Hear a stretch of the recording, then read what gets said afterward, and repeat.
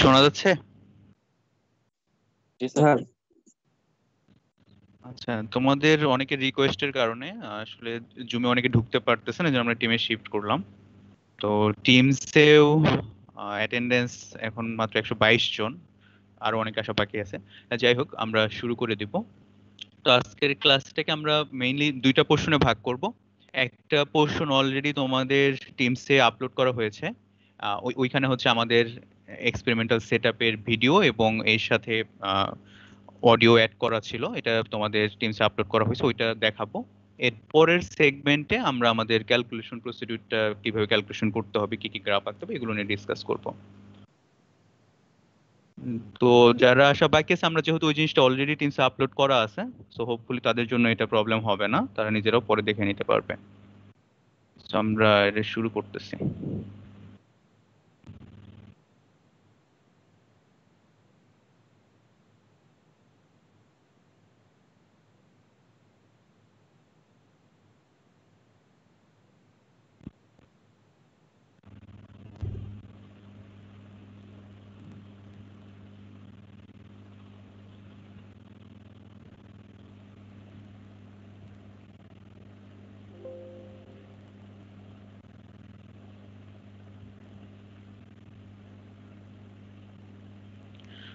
তোমরা কি স্ক্রিন দেখতে পারতেছো? জি স্যার। ওকে।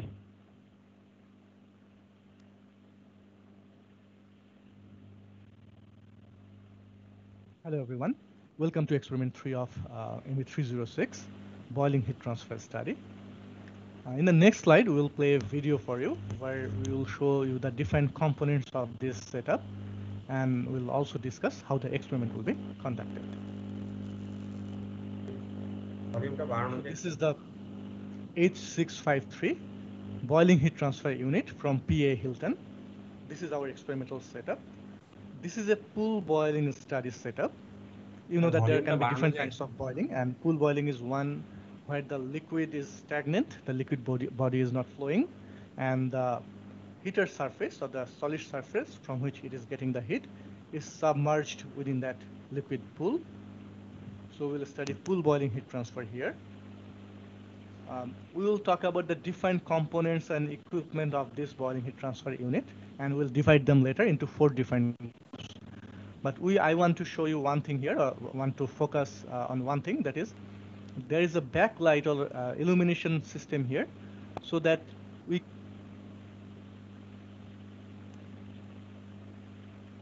আচ্ছা, তোমরা অনেকে বলতেছিলা যে তোমাদের সাউন্ড একটু প্রবলেম হচ্ছে। তোমাদের স্পিকারটা একটু ফুল ভলিউম করে দাও, তাহলে শুনতে সমস্যা হবে না আশা করি। আমি এটা আবার নতুন করে চালু করতেছি, ভলিউমটা একটু বাড়ায় দিবা, তাহলে প্রবলেম হবে না।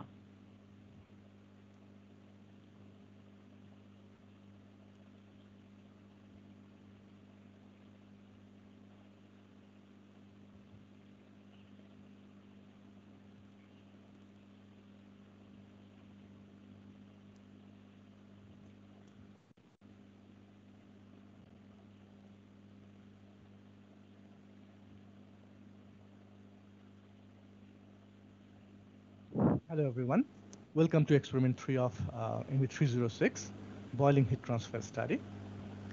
In the next slide we will play a video for you where we will show you the different components of this setup, and we'll also discuss how the experiment will be conducted. So this is the H653 boiling heat transfer unit from PA Hilton. This is our experimental setup. This is a pool boiling study setup. You know that there can be different kinds of boiling, and pool boiling is one where the liquid is stagnant, the liquid body is not flowing, and the heater surface or the solid surface from which it is getting the heat is submerged within that liquid pool. So we'll study pool boiling heat transfer here. We will talk about the different components and equipment of this boiling heat transfer unit, and we'll divide them later into 4 different groups. But I want to show you one thing here, want to focus on one thing, that is there is a backlight or illumination system here so that we can see the different processes going on during the boiling process, like the bubble formation, the bubble collapse, the bubble growth. All these things can be easily visualized because of that illumination system. This is the schematic diagram, which is also included within that heat transfer unit. So from here we can see the different components, and as I have mentioned before, that we'll divide it into 4 groups.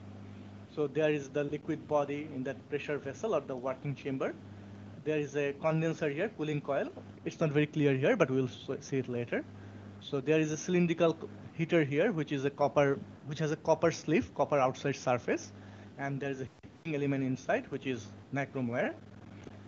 The main thing that I would like to note here is that this is the cooling water flowing system. So the cooling water goes in this direction from the room supply, from the lab supply, and then goes inside the cooling coil, and then goes outside after taking heat from that uh, vapor of the working fluid, which is methylene chloride.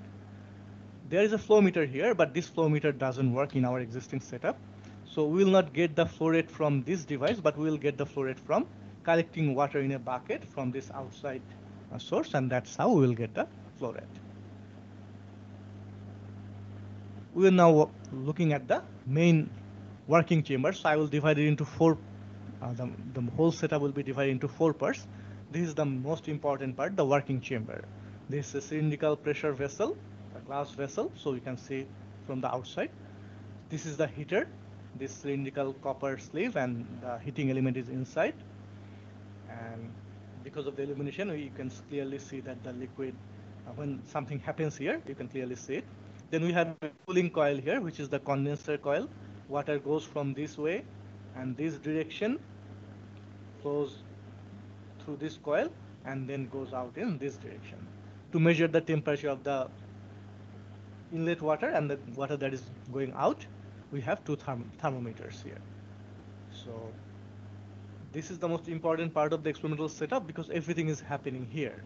The liquid that is we are studying, methylene chloride, is boiled here, and we need to, because this is a closed chamber, we need to take that heat out. That's happening within the cooling coil. So we are circulating cooling water in this direction, and the evaporation that is occurring here, or the vapor that is going upwards from this cool surface, comes back after being cooled and condensed by this condenser coil. This is the draining valve, so that if we want to remove this liquid, we can do it from here. There are a few thermocouples and pressure sensors inside this working chamber to measure the pressure and temperature of the liquid and the inside body, and also the solid surface temperature. We will point those out later.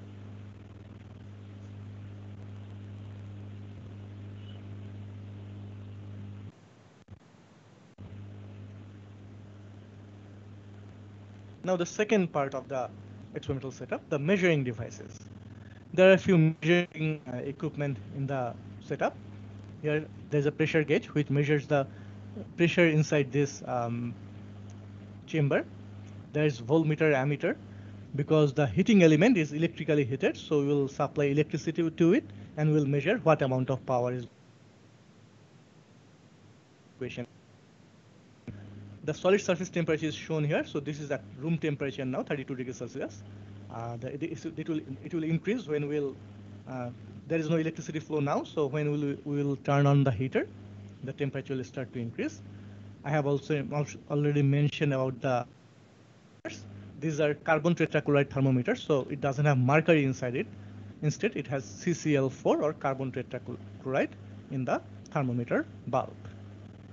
There is a pointer here. It shows a value of 75 psi gauge. So when we are conducting the constant pressure, and that is the 75 psi, so that indicator will give us the idea. This is the water flow meter that I have already mentioned.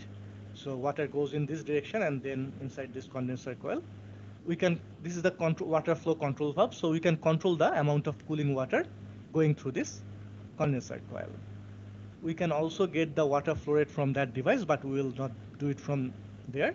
We'll measure it from the outside water, which I will show you later. This is the variable transformer. which is a control device.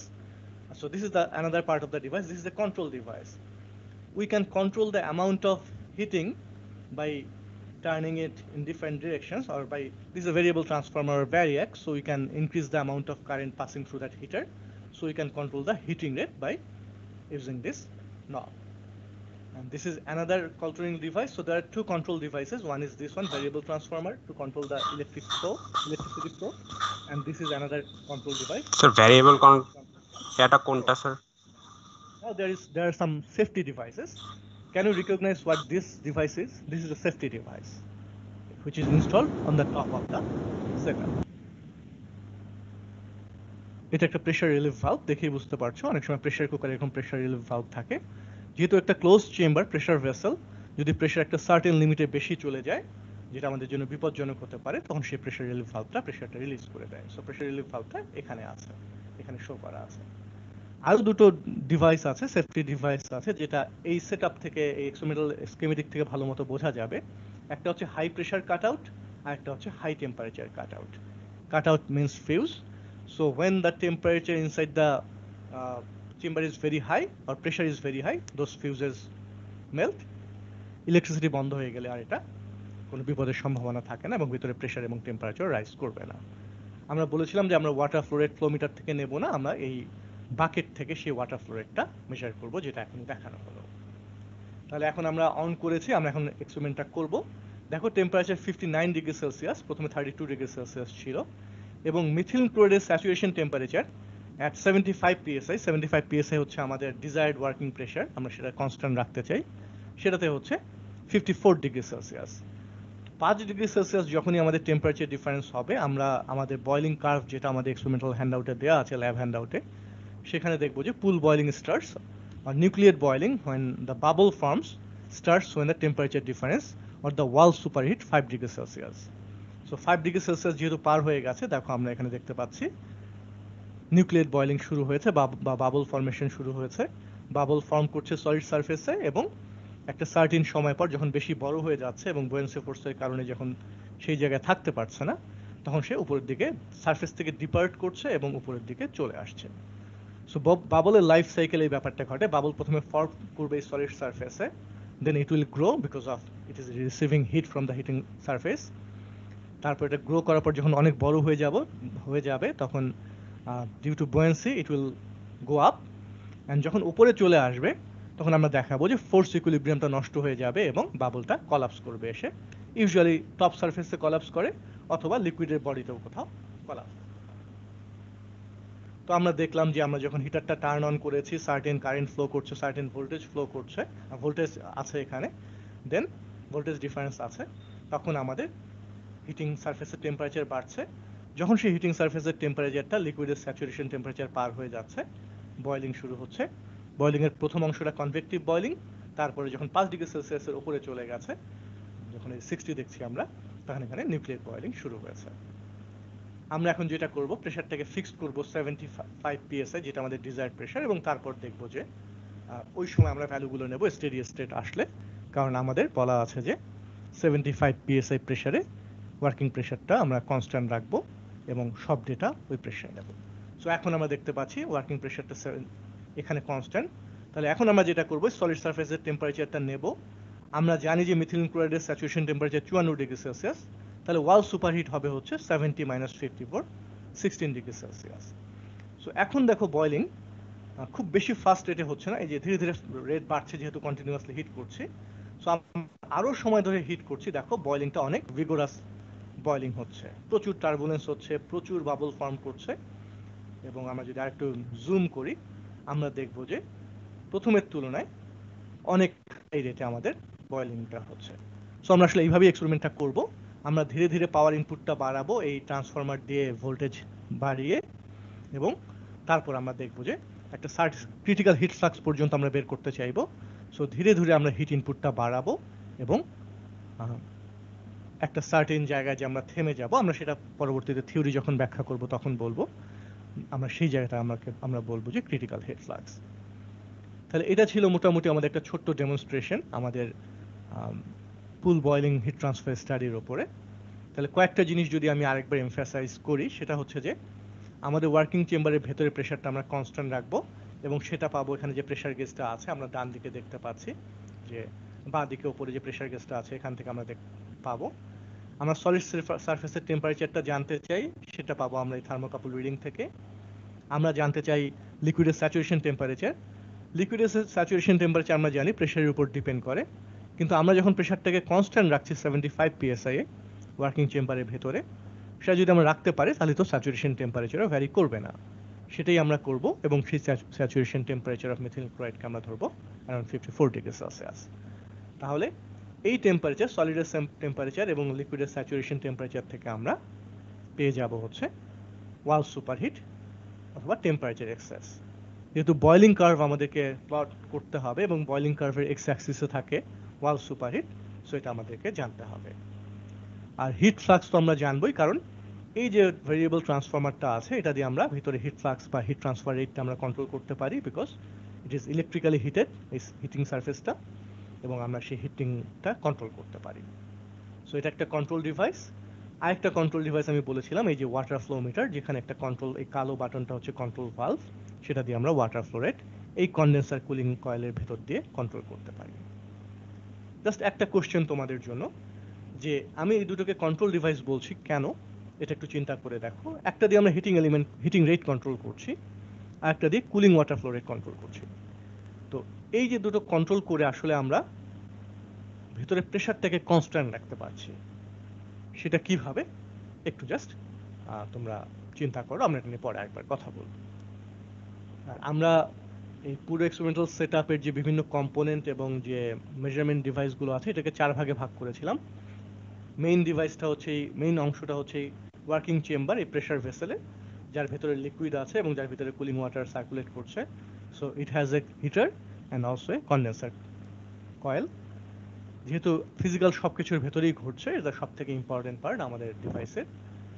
এরপর আমরা বলেছি measuring device আছে, তার মধ্যে কয়েকটা আমরা দেখতে পাচ্ছি, প্রেশার গেজ, থার্মোকাপল রিডার, তারপর আমরা দেখতে পাচ্ছি অ্যামিটার। এরপর আমরা বলেছিলাম কয়েকটা কন্ট্রোলিং ডিভাইস আছে, মূলত দুটো, একটা হচ্ছে ভ্যারিয়েবল ট্রান্সফরমার আর একটা হচ্ছে ওয়াটার ফ্লো মিটার অথবা কুলিং ওয়াটার ফ্লো কন্ট্রোলার। এরপরে একটা আছে সেফটি ডিভাইসেস। সেফটি ডিভাইস একটা হচ্ছে আমরা এখানে দেখতেই পাচ্ছি ফিজিক্যালি একটা প্রেশার রিলিফ ভালভ, আর দুটো আছে ইলেকট্রিক্যাল, একটা হচ্ছে হাই প্রেশার কাট আউট এবং একটা হাই টেম্পারেচার কাট আউট, যাদের উদ্দেশ্য হচ্ছে যদি ভেতরের টেম্পারেচার বা প্রেশার বেড়ে যায় তাহলে তারা হিটারে যে ইলেকট্রিক পাওয়ারটা আছে সেই পাওয়ারটাকে বন্ধ করে দেবে। কাট আউটের কাজই তাই, বাসা বাড়িতেও কাট আউট থাকে, কাট আউট যেটা করে নিজে ফিউজ হয়ে ইলেকট্রিক্যাল কানেকশনটা বন্ধ করে দেয়। তাহলে সেটা কিভাবে সেফটি ডিভাইস হচ্ছে, কারণ যদি পাওয়ারই বন্ধ হয়ে যায় তাহলে তো ভেতরে আর বয়লিং হিট ট্রান্সফার ঘটবে না, কারণ হিটারে আর পাওয়ার দিচ্ছি না আমরা, তাহলে ভেতরে প্রেশার এবং টেম্পারেচার বাড়ারও সুযোগ থাকবে না, because we are not continuing the heat input. তো এই কারণে এই তিনটাকে আমি সেফটি ডিভাইস বলছি। আমাদের যে স্কিমেটিক ডায়াগ্রামটা আছে তার সাথে আমাদের কিছু পার্থক্য আমরা রিয়েল ক্যালকুলেশনের সময় আমরা দেখব। একটা যেমন আছে, এখানে একটা থার্মোমিটার আমরা দেখতে পাচ্ছি, এই থার্মোমিটার হচ্ছে লিকুইড টেম্পারেচার থার্মোমিটার, তার মানে এই থার্মোমিটার থেকে আমি মিথিল ক্লোরাইডের টেম্পারেচারটা জানতে পারতাম, কিন্তু এই টেম্পারেচারটা আমরা নেব না, কারণ এই টেম্পারেচারটা আমাদের দরকার নেই। আমাদের জানার দরকার ওয়াল সুপারহিট। সেই ওয়াল সুপারহিটটা আমরা পাবো saturation temperature of the liquid which is constant because of the constant pressure, এবং আমাদের জানা দরকার হচ্ছে সলিড সারফেসের টেম্পারেচার। সো যেহেতু আমরা এই দুটো পেয়ে যাচ্ছি, আমাদের লিকুইডের টেম্পারেচারটা জানার দরকার নেই, so will not measure it. Schematic ডায়াগ্রামে আরেকটা জিনিস তোমরা দেখবে, এইখানে দেখানো আছে একটা ভেপার টেম্পারেচার মাপার জন্য থার্মোমিটার, আমাদের এখানে সেটা নেই এবং আমরা সেটা মাপবো না। তো মোটামুটি এই হচ্ছে আমাদের এক্সপেরিমেন্টাল সেটআপের different component for experiment number 3 boiling heat transfer study. এবং আমরা কিভাবে এক্সপেরিমেন্টটা করব আমরা সেটা দেখলাম, যে আমরা প্রথমে যে পাওয়ার কন্ট্রোল পুল বয়লিং হিট ট্রান্সফার, আমরা এই ভ্যারিয়েবল ট্রান্সফরমার দিয়ে আমরা হিট ইনপুট বাড়াতে থাকবো। যখন আমরা হিট ইনপুট দেব তখন সলিড সারফেসের টেম্পারেচারটা রুম টেম্পারেচার থেকে বাড়তে বাড়তে উপরের দিকে যাবে। যখন সলিড সারফেসের টেম্পারেচারটা will be higher than the saturation temperature of the liquid body, boiling শুরু হবে। যখন ইউজুয়ালি অথবা একটা টিপিক্যাল ভ্যালু আমরা নিতে পারি, যে যখন এই সলিড সারফেসের টেম্পারেচারটা ওই প্রেসারে লিকুইড স্যাচুরেশন টেম্পারেচার থেকে 5 ডিগ্রি সেলসিয়াসের মতো বেশি হবে, বা ওয়াল সুপারহিট যখন 5 ডিগ্রি সেলসিয়াসের মতো থেকে বেশি হবে, তখন নিউক্লিয়েট বয়েলিং শুরু হবে। নিউক্লিয়েট বয়েলিং মানে হচ্ছে আমরা দেখবো যে এই সলিড সারফেস থেকে এখান থেকে বাবল ফর্মেশন শুরু হয়েছে। আমরা যত হিট ইনপুট বাড়াতে থাকবো, যত আমাদের ওয়াল সুপারহিট বাড়তে থাকবে, তত আমাদের নিউক্লিয়েট বয়েলিংটা আরও স্ট্রং হবে, আরও ভিগোরাস হবে এবং অনেক বেশি বাবল ফর্মেশন, ভেপার ফর্মেশন হবে, এবং এই বাবলগুলো ফর্ম করে সলিড সারফেসেই বড় হবে এবং একটা সময় পর বুয়েন্সি ফোর্সের কারণে উপরের দিকে উঠে আসবে এবং সেগুলো কলাপস করবে, যে জিনিসগুলো আমরা ভিডিওতে কিছুটা দেখেছি।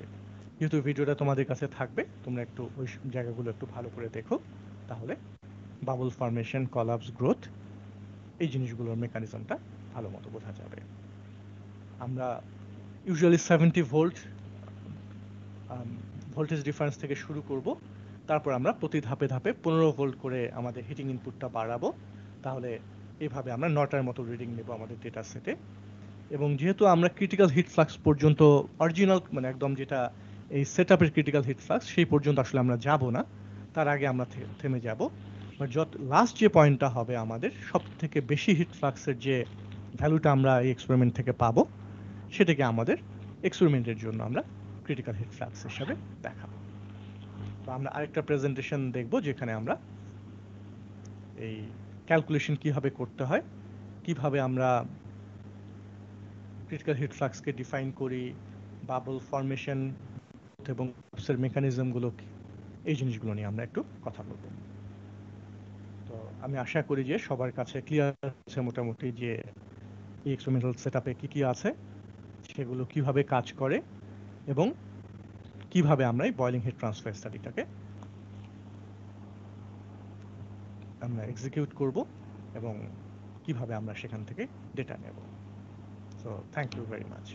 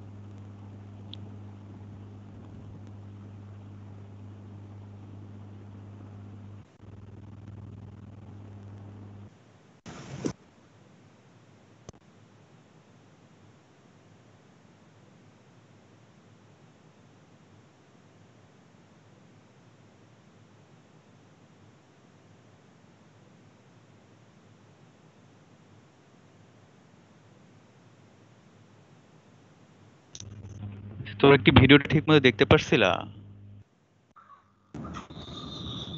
না আসলে আমাদের এখানে ভিডিওটা চলছে স্যার, কিন্তু স্যার অডিও পয়েন্টার কোনো কিছুই তো ছিল না আসলে। আচ্ছা, অডিও পয়েন্টটা ঠিক মতে আসে নাই, অডিও শোনাই যায়নি একদম। অডিও শোনা গেছে স্যার, কিন্তু ভিডিওর সাথে তো কিছুই ম্যাচ করে না, মানে কিছুই তো বুঝিনি। কিছু ম্যাচ করে না। আচ্ছা, এটা আমি আবার একটু তোমাদেরকে ভিডিওটা দেখাবো, মেইন ভিডিওটা থেকে, এবং অডিওটা আমি একটু বলবো মুখে।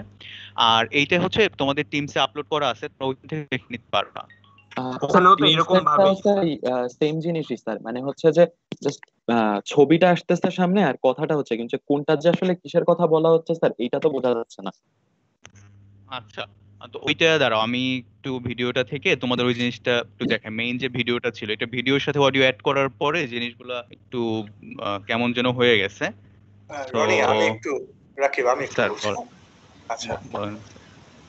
স্টুডেন্টদের ওই জিনিসটা আমি মানে অলরেডি টিমসে মেসেজ হিসেবে দিয়েছিলাম তোমাদেরকে, যে আনফরচুনেটলি যখন আমরা অডিও ন্যারেশনের সময় ডেফিনেটলি অ্যানোটেশন ছিল যে কোনটা আমরা দেখাচ্ছি কি, আমি যখন অডিওটা রেকর্ড করেছিলাম ডেফিনেটলি আমি সেটা করেছিলাম। সমস্যা হয়েছে যখন আমরা এটাকে ভিডিওতে কনভার্ট করেছি ন্যারেটেড অডিওটাতে, তখন পয়েন্টারের পজিশন গুলো চেঞ্জ হয়ে গেছে এবং ভিডিওর পজিশনটা চেঞ্জ হয়ে গেছে। ফলে যেটা হয়েছে, দুটো সমস্যা হয়েছে। এক, আমি যেটা অডিও ন্যারেশনের সময় যে জায়গায় দেখাচ্ছিলাম পয়েন্টারের পজিশনে সেটা ছিল না, ফলে আমি দেখাচ্ছি হয়তো ফ্লো কন্ট্রোলার, কিন্তু আমার সেই পয়েন্টারটা দেখাচ্ছে অন্য কিছু। আর দুই হচ্ছে ভিডিওর পজিশন চেঞ্জ হওয়ার কারণে নিচের দিকে অনেক কিছু দেখা যাচ্ছিল না, ফলে স্পেশালি নিউক্লিয়েট বয়েলিং এর সময় যখন বাবল ফরমেশনের ব্যাপারটা ছিল তখন দেখা যাচ্ছে যে এটা আমরা পরে বুঝেছি যে দেখা যাচ্ছে ওইটা দেখাই যাচ্ছে না, কারণ এই যখন সে ভিডিও কনভার্ট করেছে তখন কোনো কারণে সে পজিশন চেঞ্জ করে নিয়েছে। তো আই কমপ্লিটলি আন্ডারস্ট্যান্ড যে আসলে উইদাউট পয়েন্টিং দ্যাট পার্টিকুলার মানে থিং তোমাদের জন্য তো বোঝাটা ডিফিকাল্ট যে আমি আসলে কোনটা মিন করছি বা কি দেখানো হচ্ছে এবং আমি কোন জায়গায় কথা বলছি। সো আমার মনে হয় বেস্ট সলিউশন এই মুহূর্তে হচ্ছে যে রাকিব যদি আমার মনে হয় স্কেমেটিকটা তুমি দেখিয়ে জাস্ট ওই জিনিসগুলো আরেকবার বলো, কারণ বেসিক জিনিস তো খুব ভিডিও তো আছেই, ভিডিওতে মানে মিসম্যাচের কোনো কারণ নেই। ভিডিওতে একমাত্র যেটা সমস্যা আছে হচ্ছে পয়েন্টার এবং কি বলে জিনিস দেখানোটা আলাদা, কিন্তু যেটা বলা হচ্ছে সেটাই তখন আছে, অ্যাটলিস্ট টাইমের সাথে কোনো মিসম্যাচ নাই, শুধুমাত্র এই পয়েন্টারের পজিশনে মিসম্যাচ আছে। সো ভিডিওটা তারা দেখুক, পরে আবার তো দেখতেই পারে এটা দেওয়া হচ্ছে 3 সপ্তাহ আগে, সো আজকে এটা নিয়ে বলার কোনো সুযোগ নাই। এটা মানে আমরাই বলেছি অলরেডি ওদেরকে যে সমস্যাটা হবে, so they should have been prepared for that. তো তুমি আজকে যেটা করো স্কেমেটিককে ওই পজিশন গুলো দেখাও যে ওয়াটার ফ্লো বা হিটারের position. So I don't think it should be a big problem. স্টুডেন্টরা তোমরা কোশ্চেন করো যে কোন জায়গায় তোমরা বুঝতে পারোনি, ভিডিওর কোন জায়গাটা তোমরা বোঝা যায়নি, I think it's easily solvable. তো রাকিব আমার মনে হয় স্কেমেটিকটাতে তুমি শুরু করো, কোন জায়গায় আমার ইনপুট লাগলে আমি সেটা বলতে দেবো। Thank you.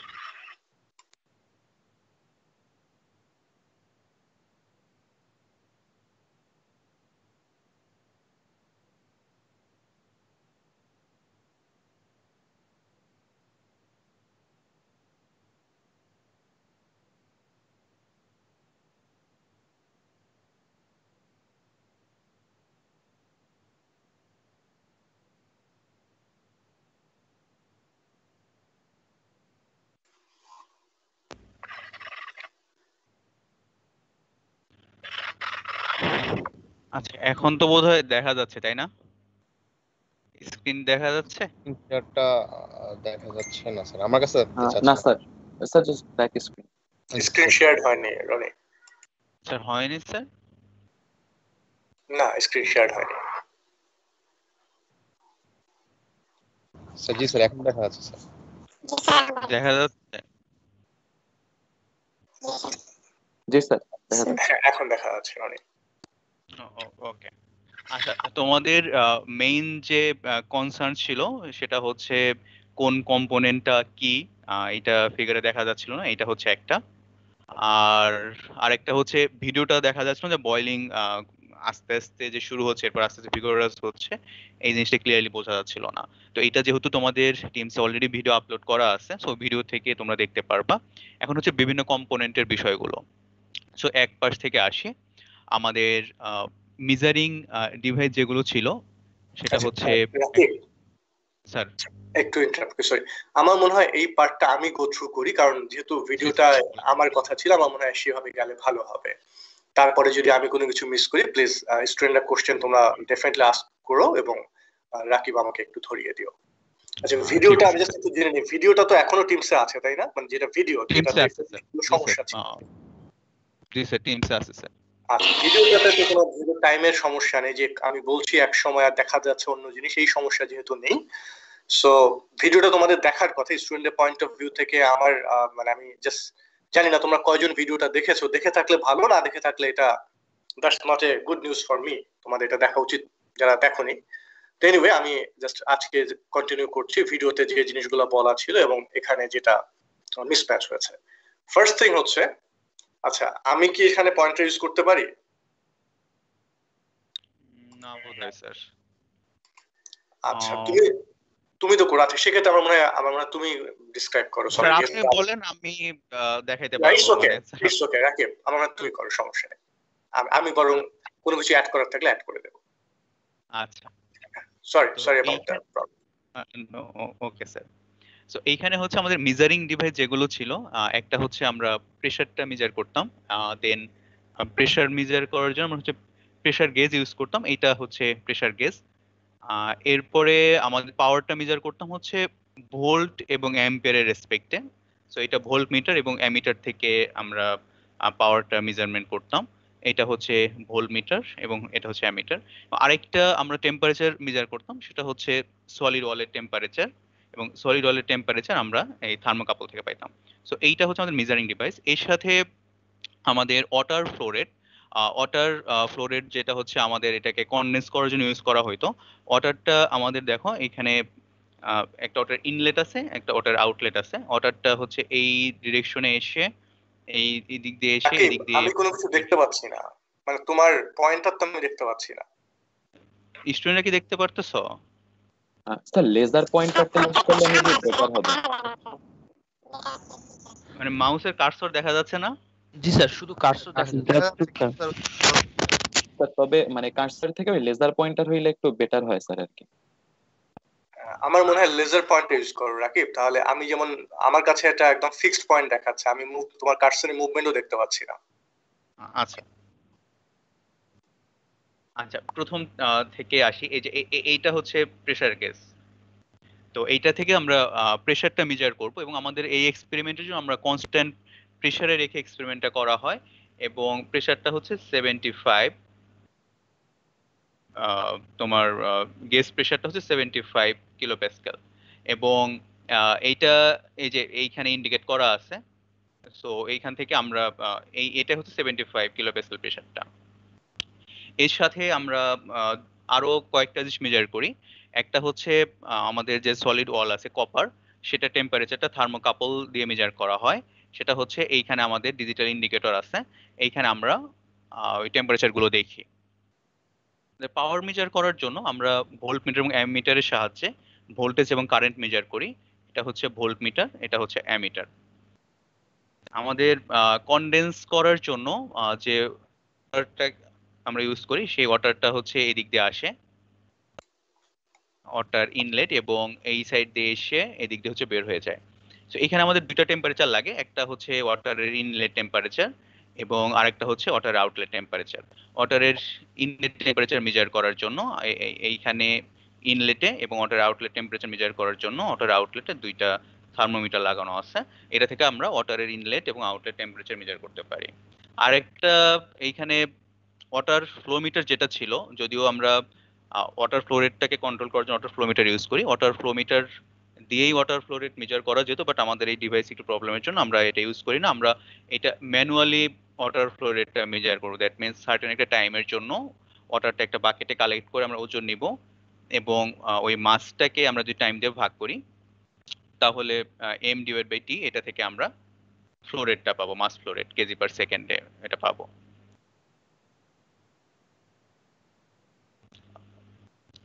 এই তো। আর এইখানে হচ্ছে কিছু সেফটি ডিভাইস আছে। একটা হচ্ছে প্রেসার রিলিফ ভালভ। এটা যে উপরে তোমরা ওই সেটআপের কালো যে অংশটা ছিল, এটা হচ্ছে প্রেসার রিলিফ ভালভ। যদি প্রেসারটা একটা সার্টেন লিমিটের চেয়ে বেশি হয়ে যায়, তাহলে প্রেসার রিলিফ ভালভটা ওপেন হয় এবং এক্সেস প্রেসারটা বের হয়ে যায়। আর এর সাথে আরো দুইটা ইলেকট্রিক্যাল সেফটি ডিভাইস ছিল। একটা হচ্ছে হাই টেম্পারেচার কাট আউট এইটা, এবং হাই প্রেসার কাট আউট হচ্ছে এটা। যদি সার্টেন লিমিটের চেয়ে টেম্পারেচার বা প্রেসারটা বেড়ে যায়, দেন আমাদের ইলেকট্রিক্যাল যে সার্কিটটা আছে এটাই ক্লোজ হয়ে যায়, এবং আর কোনো হিট ইনপুট থাকে না। সো এইটাই হচ্ছে মোটামুটি বিভিন্ন কম্পোনেন্ট গুলো আমাদের এই এক্সপেরিমেন্টাল সেটআপের। স্যার কোনো কিছু যদি বাদ থাকে স্যার আপনি অ্যাড করতে পারেন। না, আমার মনে হয় ঠিক আছে। তুমি ডিসকাশন করো, আমি যদি অ্যাড করব। আচ্ছা, স্টুডেন্টদের যদি কোনো কোশ্চেন থাকে তোমরা একটু বলতে পারো যে সেটআপ রিলেটেড। আর ভিডিওতে তোমরা শুধু ডিটেইলস দেখতে পারো, ভিডিওটা টিমসে আপলোড করা আছে। স্যার বলো। স্যার কাট আউট গুলো কিভাবে কাজ করে আরেকবার যদি বলতেন একটু ভালো হতো। আচ্ছা, কাট আউটটা হচ্ছে ধরো সে হাই টেম্পারেচার কাট আউট। তো আমাদের এইখানে একটা লিমিটিং টেম্পারেচারটা আছে, যে এই টেম্পারেচারের বেশি যদি আমাদের টেম্পারেচারটা বেড়ে যায়, দেন এইটা সার্কিটটাকে ডিসকানেক্ট করে দিবে। মানে তখন আর অ্যাডিশনাল মানে সার্কিটটা যদি কাজ করবে না, সো আমাদের হিট ইনপুটটা আর আসবে না। দ্যাট মিনস কপার রেয়ার হিটটা আসবে না, কপারের হিট আসবে না। দ্যাট মিনস আমাদের আর কোনো হিট ট্রান্সফারও হবে না, বয়লিংও হবে না। মানে সার্কিটটাকে ডিসকানেক্ট করে দেয়, ফিউজের মতো। এক্স্যাক্টলি। Thank you sir.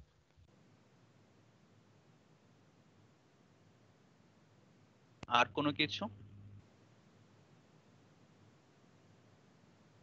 আচ্ছা, এটা যদি না থাকে তাহলে আমরা নেক্সট আমরা যে জিনিসগুলো দেখব, আমাদের এইখানে যে বয়লিংটা সেটা হচ্ছে পুল বয়লিং। তো বয়লিংটাকে আমরা দুই ভাগে ভাগ করতে পারি এই রেসপেক্টে, একটা হচ্ছে পুল বয়লিং আর একটা ফ্লো বয়লিং। ফ্লো বয়লিং এর ক্ষেত্রে যেটা হয়, আমাদের যে লিকুইডটা বয়লিং হবে এটাকে ফ্লো করানো হয়, অ্যাডিশনাল পাওয়ার ইউজ করে এটাকে ফ্লো করানো হয়, সেটা হচ্ছে ফ্লো বয়লিং। আর পুল বয়লিং এর ক্ষেত্রে আমরা অ্যাডিশনাল কোনো কিছু ইউজ করি না, স্ট্যাগনেন্ট অবস্থায় থাকে লিকুইডটা, এবং এই ক্ষেত্রে যে বয়লিংটা হয় সেটা হচ্ছে পুল বয়লিং। এবং পুল বয়লিং এর ক্ষেত্রে আমাদের বেশ কিছু রিজন আছে, ওই রিজনগুলো আমরা দেখব। এবং একটা বড় ইম্পর্টেন্ট প্যারামিটার হচ্ছে ক্রিটিক্যাল হিট ফ্লাক্স। এটা আমরা যখন যে বয়লিং কার্ভে যাব তখন এই জিনিসগুলো দেখতে পারবা। তো আমাদের এক্সপেরিমেন্ট কয়েকটা অবজেক্টিভ আছে। অবজেক্টিভ গুলো হচ্ছে, এক নাম্বার বয়লিং কার্ভ প্লট করা। বয়লিং কার্ভ আমাদের একটা এক্সিসে এক্সিসে থাকবে হিট ফ্লাক্স এবং এক্স এক্সিসে থাকবে অল সুপার হিট বা এক্সেস হিট। অল সুপার হিটটা হচ্ছে আমাদের সলিড অয়েলের টেম্পারেচার থেকে আমরা যদি স্যাচুরেশন টেম্পারেচারটা মাইনাস করি তাহলে যে ভ্যালু পাবো সেটা হচ্ছে আমাদের অল সুপার হিট। এটা আমরা যখন কার্ভে যাব তখন আর একটু ক্লিয়ার হবে। সো এটা আমরা বয়লিং কার্ভটা প্লট করব, যে ওয়াই এক্সিসে থাকবে হিট ফ্লাক্স এবং এক্স এক্সিসে থাকবে অল সুপার হিট। এবং এই কার্ভটা থেকে আমাদের ক্রিটিক্যাল হিট ফ্লাক্স রেট বের করা, এটা আর একটা উদ্দেশ্য। এরপরে আমাদের boiling heat transfer coefficient H, এটা আমরা বের করব এবং এইচটা অল সুপার হিটের এগেইনস্টে প্লট করব। এরপরের ফোর্থ অবজেক্টিভ হচ্ছে overall heat transfer coefficient U, এটা বের করা, এবং ফাইনালি হিট লস ক্যালকুলেট করা। এই পাঁচটা আমাদের এক্সপেরিমেন্টের অবজেক্টিভ। আচ্ছা, এই এক্সপেরিমেন্টে আমরা পাওয়ার কন্ট্রোল বয়লিং ইউজ করি। দ্যাট মিনস আমরা পাওয়ারটাকে কন্ট্রোল করে আস্তে আস্তে আমরা হিট ইনপুটটা ইনক্রিজ করি, এবং হিট ইনপুটটা ইনক্রিজ করার ফলে আমাদের সলিড অয়েলের যে টেম্পারেচার এটা আস্তে আস্তে বাড়তে থাকে। সো এইভাবে হচ্ছে আমরা এক্সপেরিমেন্টটা কন্ডাক্ট করি। এবং এই এক্সপেরিমেন্টের ক্ষেত্রে আমাদের প্রেসারটা 75 পিএসআই, সরি আমি বোধহয় এটাকে কিলো প্যাসকেল বলছিলাম, তো কিলো প্যাসকেল না, এটা 75 পিএসআই গেজ প্রেসার, এইটা আমরা রাখি। এরপরে আমাদের যে এক্সপেরিমেন্ট, বলো। আমার মনে হয় 75 কেপিএই হবে নাকি পিএসআই, বোধহয় না। আমি একটু চেক করে জানাচ্ছি। আচ্ছা, ঠিক আছে। আচ্ছা, এই এক্সপেরিমেন্টটা আমরা যখন শুরু করি, আমরা বলছিলাম যেটা পাওয়ার কন্ট্রোল করি, আমরা ইনিশিয়ালি শুরু করব 70 ভোল্ট থেকে।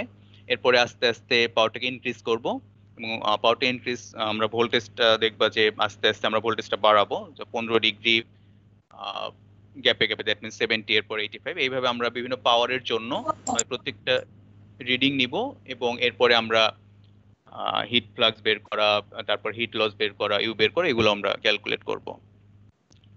আচ্ছা, এরপর হচ্ছে cooling water flow rate will be adjusted accordingly. আচ্ছা, এখানে হচ্ছে দুইটা জিনিস, একটা হচ্ছে আমাদের কুলিং ওয়াটার ফ্লো রেটটা অ্যাডজাস্ট করা, এটা কেন দরকার হয়। একটা জিনিস চিন্তা করো যে আমাদের তো এটা একটা ক্লোজ চেম্বার, আমাদের এখানে যে বয়লিংটা এটা ক্লোজ চেম্বারে আমরা হিট দিচ্ছি। যদি এই হিটটা আমরা যদি কনডেন্স না করতাম, কোনো লিকুইড থাকতো না মানে এই হিটটাকে নেয়ার জন্য, তাহলে কি অবস্থা হতো। একটা ক্লোজ চেম্বারে তুমি হিট দিচ্ছ, হিটটা আস্তে আস্তে বাড়তেই থাকবে। যদি এই হিটটা নেয়ার মতো অন্য কিছু না থাকে, একটা সময় বেশি হিট হওয়ার ফলে এই জিনিসটা, হ্যাঁ, প্রেসার বাড়বে এবং এই জিনিসটা ব্রাস্ট করবে। এই জন্য আমরা যেটা করি, যে পরিমাণে হিট আমরা দিচ্ছি এই হিটটাকে নেয়ার জন্য আমরা কুলিং ওয়াটার ফ্লো করি, এবং যখন আমরা হিট ইনপুটটা বাড়াবো তখন আমাদের ওয়াটার ফ্লো রেটটা ওইভাবে অ্যাডজাস্ট করতে হবে যাতে এই পরিমাণে হিটটা কুলিং ওয়াটারটা নিতে পারে, যাতে প্রেসারটা ইনক্রিজ না করে এবং প্রেসারটা 75 পিএসআই তেই কনস্ট্যান্ট থাকে। তাহলে কি স্যার ভিতরে স্টেডি স্টেট থাকে স্যার? কনস্ট্যান্ট থাকে একটু পেছন দিকে যাবে, আগের স্লাইডে যাবে রনি। আচ্ছা, আমি বরং কোশ্চেনটা আরেকবার করি সবাইকে, কোন স্টুডেন্ট অ্যানসার দিতে পারো কিনা, দিস ইজ ইম্পর্টেন্ট। এক হচ্ছে এখানে একটু ভুল আছে, সরি, 75 kPa হবে গেজ, নট পিএসআই। তোমাদের স্যার ঠিক বলেছেন, ওটা 75 কিলো প্যাসকেল গেজ প্রেসার, তার মানে অ্যাটমসফিয়ারিক প্রেসারের উপরে। আর এটাতে আমরা কনস্ট্যান্ট রাখবো বলেছি। দুটো কোশ্চেন আছে এখানে, এক হচ্ছে এটা কনস্ট্যান্ট রাখবো কিভাবে এবং সেটা রাখছি কিভাবে, দুটা কোশ্চেন আছে। সো প্রথমেই বলো যে প্রেসারটাকে আমরা কেউ বলতে পারবে কেন কনস্ট্যান্ট রাখছি, কে বলতে পারবে? আমি অলরেডি আমার ভিডিওর প্রেজেন্টেশনে বলেছি, তারপরে দেখি কেউ বলতে পারবে কিনা। কেন আমরা প্রেসারের ভেতরে প্রেসারটাকে কনস্ট্যান্ট রাখতে চাই, কি সুবিধা এটাতে? স্যার স্যাচুরেশন স্যার স্যাচুরেশন টেম্পারেচারটা তো স্যার প্রেসারের উপর ডিপেন্ড করবে। সো আমরা যদি ফিক্স না রাখি সেক্ষেত্রে হচ্ছে আমরা মানে স্যাচুরেশন টেম্পারেচারটাও চেঞ্জ হয়ে যাবে। রাইট, এটা মানে হলে খুব বড় সমস্যা, মানে বলবো যে অসম্ভব কিছু হতো না, বাট একটু প্রবলেম হতো যে আমাদের সেক্ষেত্রে মিথিল ক্লোরাইডের এই স্টিম টেবিল যেভাবে দেখো, তার আমাদের সেই প্রপার্টি টেবিল থেকে আমাদের বের করতে হতো যে অত প্রেসারে তার স্যাচুরেশন টেম্পারেচার কত। ফলে আমাদের যেটা করতে হতো, প্রতিবার আমার ওয়াল সুপারহিট বের করার জন্য আমাদের সেই স্যাচুরেশন টেম্পারেচার বের করতে হতো, তারপর ওয়ালের টেম্পারেচার থেকে সেই স্যাচুরেশন টেম্পারেচার বিয়োগ দিয়ে আমাদের ওয়াল সুপারহিট ডিটারমাইন করতে হতো। কিন্তু আমি যদি প্রেসারটাকে কনস্ট্যান্ট রাখি, তাহলে আমি জানি যে স্যাচুরেশন টেম্পারেচারটা ফিক্স থাকছে 54। আমাদের খালি ওয়াল টেম্পারেচারটা জানলে আমি ওখান থেকে সেই ওয়াল টেম্পারেচার থেকে 54 বিয়োগ দিয়ে আমি জানতে পারছি যে this is our wall superheat. So it makes life easier. So তোমরা মোটামুটি সবাই বলতে পেরেছো, ভেরি গুড। এখন কিভাবে রাখছি তাহলে, যেটা তোমাদের স্যার বললেন, যদি ভেতরে আমাদের এভাপোরেশন হতেই থাকে, তার মানে আমি একটা চেম্বারের ভেতর লিকুইডকে এভাপোরেট করছি, কিন্তু চেম্বারটা ক্লোজড, এটা ইটস এ ক্লোজড ভেসেল। তাহলে ভেতরে প্রেসারটা বাড়তেই থাকবে, কারণ আমি ভেপার তৈরি করছি যে বেশি স্পেসিফিক ভলিউম, জায়গা বেশি দখল করতে চায়, কিন্তু আমি তো জায়গা দখল করতে দিচ্ছি না, আমার তো চেম্বারের ভলিউম ফিক্সড।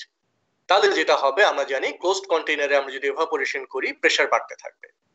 সো আমরা যদি এভাপোরেশনই শুধু করি এবং যদি স্টিম বের হয়ে যাওয়ার কোনো উপায় না থাকে, বা এই ক্ষেত্রে মিথিল ক্লোরাইডের ভেপার বের হয়ে না যাওয়ার কোনো উপায় না থাকে, সেক্ষেত্রে ভিতরে প্রেসার বাড়তেই থাকবে এবং একসময় ডেফিনেটলি এটা একটা এক্সপ্লোশনের মতো কিছু হতে পারে। সেই ওয়ার্কিং চেম্বারের যে স্ট্রেংথ সেটা পার হয়ে গেলে সেটা এক্সপ্লোড করবে। তো এই জন্য আমরা ভেতরে প্রেসারটাকে কন্ট্রোল করতে চাই। তাহলে ভেতরে প্রেসারটাকে কন্ট্রোল করতে চাইলে হচ্ছে উপায় কি, যে আমি ভেপার তৈরি করছি এবং ভেপার তৈরি এভাপোরেশনের কারণে আমার প্রেসারটা বাড়ছে, হিটিং এর কারণে না। যদি সেন্সিবল হিটিং হতো তাহলে ভেতরে প্রেসার বাড়তো না খুব একটা। যেহেতু ফেজ চেঞ্জ হচ্ছে, ভেপার তৈরি হচ্ছে, সেই কারণে প্রেসারটা বাড়ছে, কারণ এখানে আমরা ভেপার তৈরি করছি। যদি আমরা প্রেসারটা কনস্ট্যান্ট রাখতে চাই বা কমাতে চাই, উপায় একটাই, যে ভেপারটা তৈরি হচ্ছে তাকে হয় বের হতে দেওয়া অথবা তাকে কনডেন্স করে ফেলা, তাকে আবার লিকুইড ফর্মে নিয়ে আসলেই তো যে প্রেসারটা বেড়ে গিয়েছিল সেটা আর বাড়বে না। তো সেই কাজটাই করা হয় আসলে প্রেসারটা কনস্ট্যান্ট রাখার ক্ষেত্রে, যে আমরা যেহেতু ক্লোজড ভেসেল, এখানে আমরা কোনো কম্প্রোমাইজ করছি না।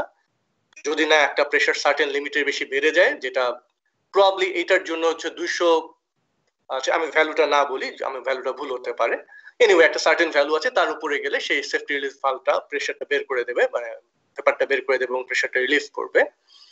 তো সেটা না হওয়া পর্যন্ত আমরা যেহেতু কোনো ভেপার বের হতে দিচ্ছি না, তো এখানে আমরা যেটা করব, আমরা ভেপারটাকে কনডেন্স করব, তাকে আবার আমরা লিকুইড ফর্মে ফেরত দেব এবং লিকুইড ফর্মে ফেরত দিলেই আমাদের প্রেসারটা কমবে। কথা হচ্ছে কনস্ট্যান্ট কখন হবে, এটা বলো তো, যে কখন প্রেসারটা কনস্ট্যান্ট হবে? ওই যে কেউ একজন বলে স্টেডি স্টেট, পুরোপুরি স্টেডি হবে না, বাট আমরা একটু ওয়াটার ফ্লো রেট কন্ট্রোল করে এটাকে স্টেডি রাখবো, একটু ম্যানুয়ালি চেঞ্জ করতে হবে আমাদের, কারণ যত হিটিং বেশি হবে তত বেশি এভাপোরেশন লাগবে, তাহলে প্রেসার কনস্ট্যান্ট রাখতে হলে আমার তত বেশি কনডেনসেশনও লাগবে। তো আমরা এটা ওই কুলিং ওয়াটার ফ্লো কন্ট্রোল করে করি, যেটা লাস্ট কোশ্চেনটা। সো প্রেসারটা কনস্ট্যান্ট কখন হয়, কে বলতে পারবা যে কখন প্রেসারটা কনস্ট্যান্ট হয়? আমরা দুটো জিনিস কন্ট্রোল করছি, হিট ফ্লাক্স ইনপুট আর একটা হচ্ছে কুলিং ওয়াটার ফ্লো রেট। প্রেসারটা কনস্ট্যান্ট কখন হবে? যখন কনডেনসেশন আর এভাপোরেশন সেম হবে।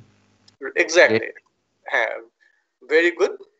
When the rate of evaporation and rate of condensation will be same, only then the pressure will be constant. কারণ আমি যে রেটে এভাপোরেট করছি সেই রেটেই কনডেনসেশন করছি, ফলে আমার প্রেসারটা বাড়ছে না। কারণ প্রেসার বাড়তো যদি বেশি এভাপোরেশন হতো, প্রেসার কমতো যদি বেশি কনডেনসেশন হতো। যখন এই দুইটা রেট সমান হবে তখনই আর আমার প্রেসারটা চেঞ্জ হবে না। এবং এক্স্যাক্টলি সেই কারণেই কিন্তু এখানে আমি দুটো মাত্র ডিভাইসকে বলেছি কন্ট্রোলিং ডিভাইস। একটা হচ্ছে যে ভ্যারিয়েবল ট্রান্সফরমার, যেটা দিয়ে আমি হিট ইনপুট চেঞ্জ করছি, তার মানে এভাপোরেশন রেট চেঞ্জ করছি, আরেকটা হচ্ছে কুলিং কয়েলের ওয়াটার ফ্লো রেট, যেটা ওয়াটার ফ্লো মিটার দিয়ে কন্ট্রোল করছি সেটা, কারণ সেটা দিয়ে আমি কনডেনসেশন কন্ট্রোল করছি। সো এই দুটো যদি আমি কন্ট্রোল করতে পারি তাহলে কিন্তু আমার বাকি সবকিছু কন্ট্রোল হচ্ছে। তো এই কারণেই এই দুইটা হচ্ছে আমাদের কন্ট্রোলিং ডিভাইস, এবং সে কারণেই যখনই আমি বারবার ভোল্টেজটা বাড়াচ্ছি আমাকে কুলিং ওয়াটার ফ্লো রেটটাও চেঞ্জ করতে হচ্ছে। সো যত ভোল্টেজ বাড়াচ্ছি আসলে তত আমার ইনপুট বাড়ছে, তার মানে আমার ওয়াটার ফ্লো রেটটাও বাড়তে হবে, এবং আমি ততটুকুই বাড়াবো একটু অ্যাডজাস্ট করে নিয়ে, যতটুকু বাড়ালে আমার condensation becomes equal to evaporation. তো only when the pressure is constant আমরা দেখতে পাচ্ছি হ্যাঁ প্রেসারটা চেঞ্জ হচ্ছে না, একটু এদিক ওদিক হবে। যখন আমরা একবার ভোল্টেজ চেঞ্জ করব 70 থেকে 85 এ গেলাম তখনই প্রেসার একটু বাড়বে, সো আমি ওয়াটার ফ্লো রেট বাড়াবো। ওয়াটার ফ্লো রেট বাড়লে এমন হতে পারে যে একটু বেশি বাড়ানো হয়ে গেছে, তো ওয়াটার ফ্লো রেট বেশি হওয়ার কারণে প্রেসারটা কমে গেছে, 75 কিলো প্যাসকেলে না থেকে কমে গেছে। সো আমরা ওটাকে অ্যাডজাস্ট করে যখনই দেখবো যে হ্যাঁ ফিক্সড হয়েছে আমাদের 75 আর চেঞ্জ হচ্ছে না, তখনই আমরা রিডিংটা নেব। তো এটা আমার একটু বলার ছিল, because this is very important to understand. আর এই পাওয়ার কন্ট্রোল বয়লিং দুই ধরনের হতে পারে। এই পুল বয়লিং এ একটা হচ্ছে পাওয়ার কন্ট্রোল করে, যেখানে আমরা করছি এটা আমরা এখানে ভোল্টেজটা জানি যে 75, তারপরে 90, তারপর 100 যেভাবে আমরা করি না কেন, সো এটা হচ্ছে পাওয়ার কন্ট্রোল বয়লিং, আমি হিট ফ্লাক্সটা কন্ট্রোল করছি। আরেকটা হতে পারে সেটা হচ্ছে টেম্পারেচার কন্ট্রোল বয়লিং, সেটা করাটা একটু ডিফিকাল্ট, আগে করা যেত না। নুকিয়ামা হচ্ছেন সেই জাপানিজ সায়েন্টিস্ট যিনি প্রথম এইভাবে পুল বয়লিংটাকে স্টাডি করেন এবং পুল বয়লিং কার্ভটাকে আঁকেন, which is very important. Boiling curve আঁকা ছাড়া আসলে মানে boiling study is not complete. তো নুকিয়ামা বোধহয় 1934 এ প্রথম এইভাবে এক্সপেরিমেন্ট করেন, আমরা সেটাই ফলো করব। ওনার সময় টেম্পারেচার কন্ট্রোল করা যেত না, ওই রকম সফিস্টিকেটেড ডিভাইস ছিল না। এখন আমরা টেম্পারেচার কন্ট্রোল করেও পুল বয়লিং করতে পারি, but that's different from our study, এটা আমরা ক্লাসে হয়তো তোমাদেরকে বলা হবে। তো I wanted to add that. Thank you Rakib. তো আমরা একটু বয়লিং কার্ভটা দেখব। তো এইখানে দুইটা জিনিস, আচ্ছা বয়লিং কার্ভটাতে একটু যাই। এখানে কয়েকটা রিজন আছে। ইনিশিয়ালি এই যে এই রিজনটাতে প্রথমে যখন অল সুপারহিটের ভ্যালু খুবই কম থাকে, 5 ডিগ্রির চেয়ে কম, তখন কোনো বাবল ফর্মেশন হয় না, এবং এইখানে যে হিট ট্রান্সফারটা হয় এটা কনভেকশনের মাধ্যমে হিট ট্রান্সফারটা হয়, যেহেতু কোনো বাবল ফর্মেশন হচ্ছে না, এটাকে আমরা ওই অর্থে বয়লিং আসলে বলতে পারি না। এরপরে অল সুপারহিটটা যখন আরেকটু আমরা বাড়াবো, সে 5 ডিগ্রির চেয়ে বেশি, এইখান থেকে এই পর্যন্ত এই রিজনের জন্য, তখন আস্তে আস্তে বাবল ফর্মেশন শুরু হয়। তো এইখান থেকে এই পর্যন্ত এই রিজনটাকে হচ্ছে নিউক্লিয়ার বয়লিং বলা হয়। আমাদের আজকের রাকিব তুমি কি পয়েন্টার ইউজ করছো নাকি আবার ইউজ করছো? মানে স্যার ইউজ করে এখন শুরু করতেছি। আচ্ছা, কারণ আবারও বোঝা যাচ্ছে না, একটু আমার মনে হয় ইউজ করে। ওকে, সো এই যে এইখান থেকে এই রিজন 1 যেটা, এখানে অল সুপারহিটের ভ্যালু খুবই কম থাকে, সাধারণত 5 ডিগ্রি বা তার কম হইলে এখানে কোনো বাবল ফর্মেশন হয় না, এবং এখানে যে হিট ট্রান্সফারটা হয় সেটা মেইনলি কনভেকশনের মাধ্যমে হিট ট্রান্সফারটা হয়।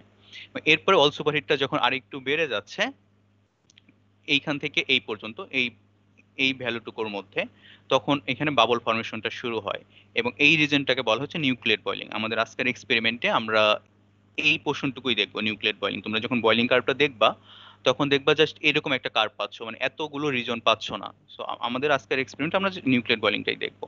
তো নিউক্লিয়ার বয়লিং এর মধ্যে দেখো ইনিশিয়ালি একটু আস্তে আস্তে বাড়তেছে, এরপরে হিট ফ্লাক্সটা খুব দ্রুত চেঞ্জ হচ্ছে। এই প্রথম এই অংশে যেটা হয়, তখন বিভিন্ন রিজনে আস্তে আস্তে আইসোলেটেড বাবলগুলো ফর্ম হয়, এবং ফর্ম হওয়ার পরে ওই লিকুইড রিজনের মধ্যে কলাপস হয়ে যায়।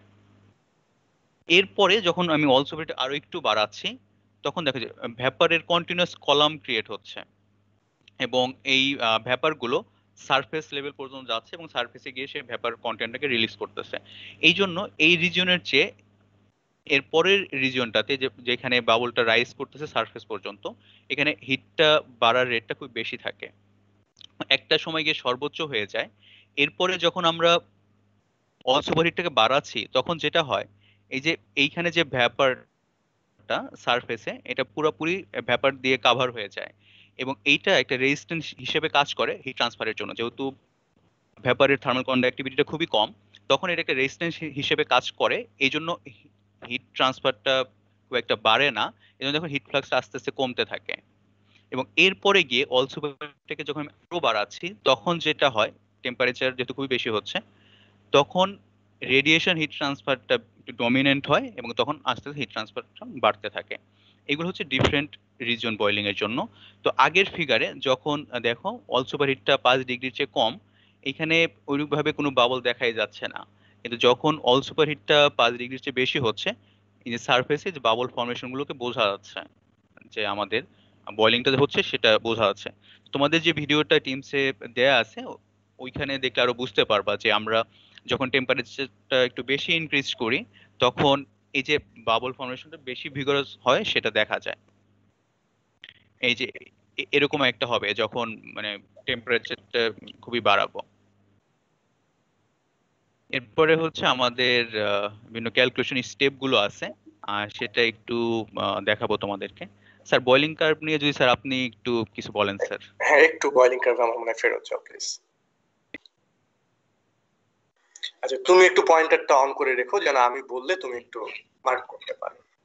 আচ্ছা, আমি একটু বয়েলিং কার্ভটা খুবই ইম্পর্টেন্ট, আমি একটু আগে বলেছি যে কারণ বয়েলিং কার্ভ আঁকা ছাড়া আসলে পুল বয়েলিং স্টাডি করা যায়। স্যার রিকোয়েস্ট কন্ট্রোল করতে পারেন, রিকোয়েস্ট কন্ট্রোল করে আপনি স্লাইডটাকে কন্ট্রোল করতে অসুবিধা নেই, অসুবিধা কমপ্লিটলি ফাইন। আমার মনে হয় এটা স্যার আমার কথার সাথে সাথে এটা করতে পারবে, অসুবিধা নেই, ইটস ফাইন। আচ্ছা, আমি যেটা বলছিলাম যে বয়েলিং কার্ভটা ছাড়া বয়েলিং স্টাডি হয় না। কারণ আমাকে এই যে তোমরা হয়তো এখন বুঝবে না যে কেন এই বয়েলিং কার্ভটা এত ইম্পর্টেন্ট, বাট আমাকে যদি এরকম একটা বয়েলিং কার্ভ দেওয়া হয় যে কোনো লিকুইড সলিড কম্বিনেশনের জন্য, সেটা মিথিল ক্লোরাইড হোক, ওয়াটার হোক, এনিথিং, সেটা পাওয়ার কন্ট্রোল বয়েলিং হোক অথবা টেম্পারেচার কন্ট্রোল বয়েলিং হোক, আমি আসলে বয়েলিং কার্ভটা দেখি অনেক কিছু বুঝবো। জাস্ট কার্ভটা দেখে আমি জানবো ওখানে কি হয়েছিল, যেহেতু আমি বয়েলিং সম্পর্কে আগে থেকে আমার জানা আছে।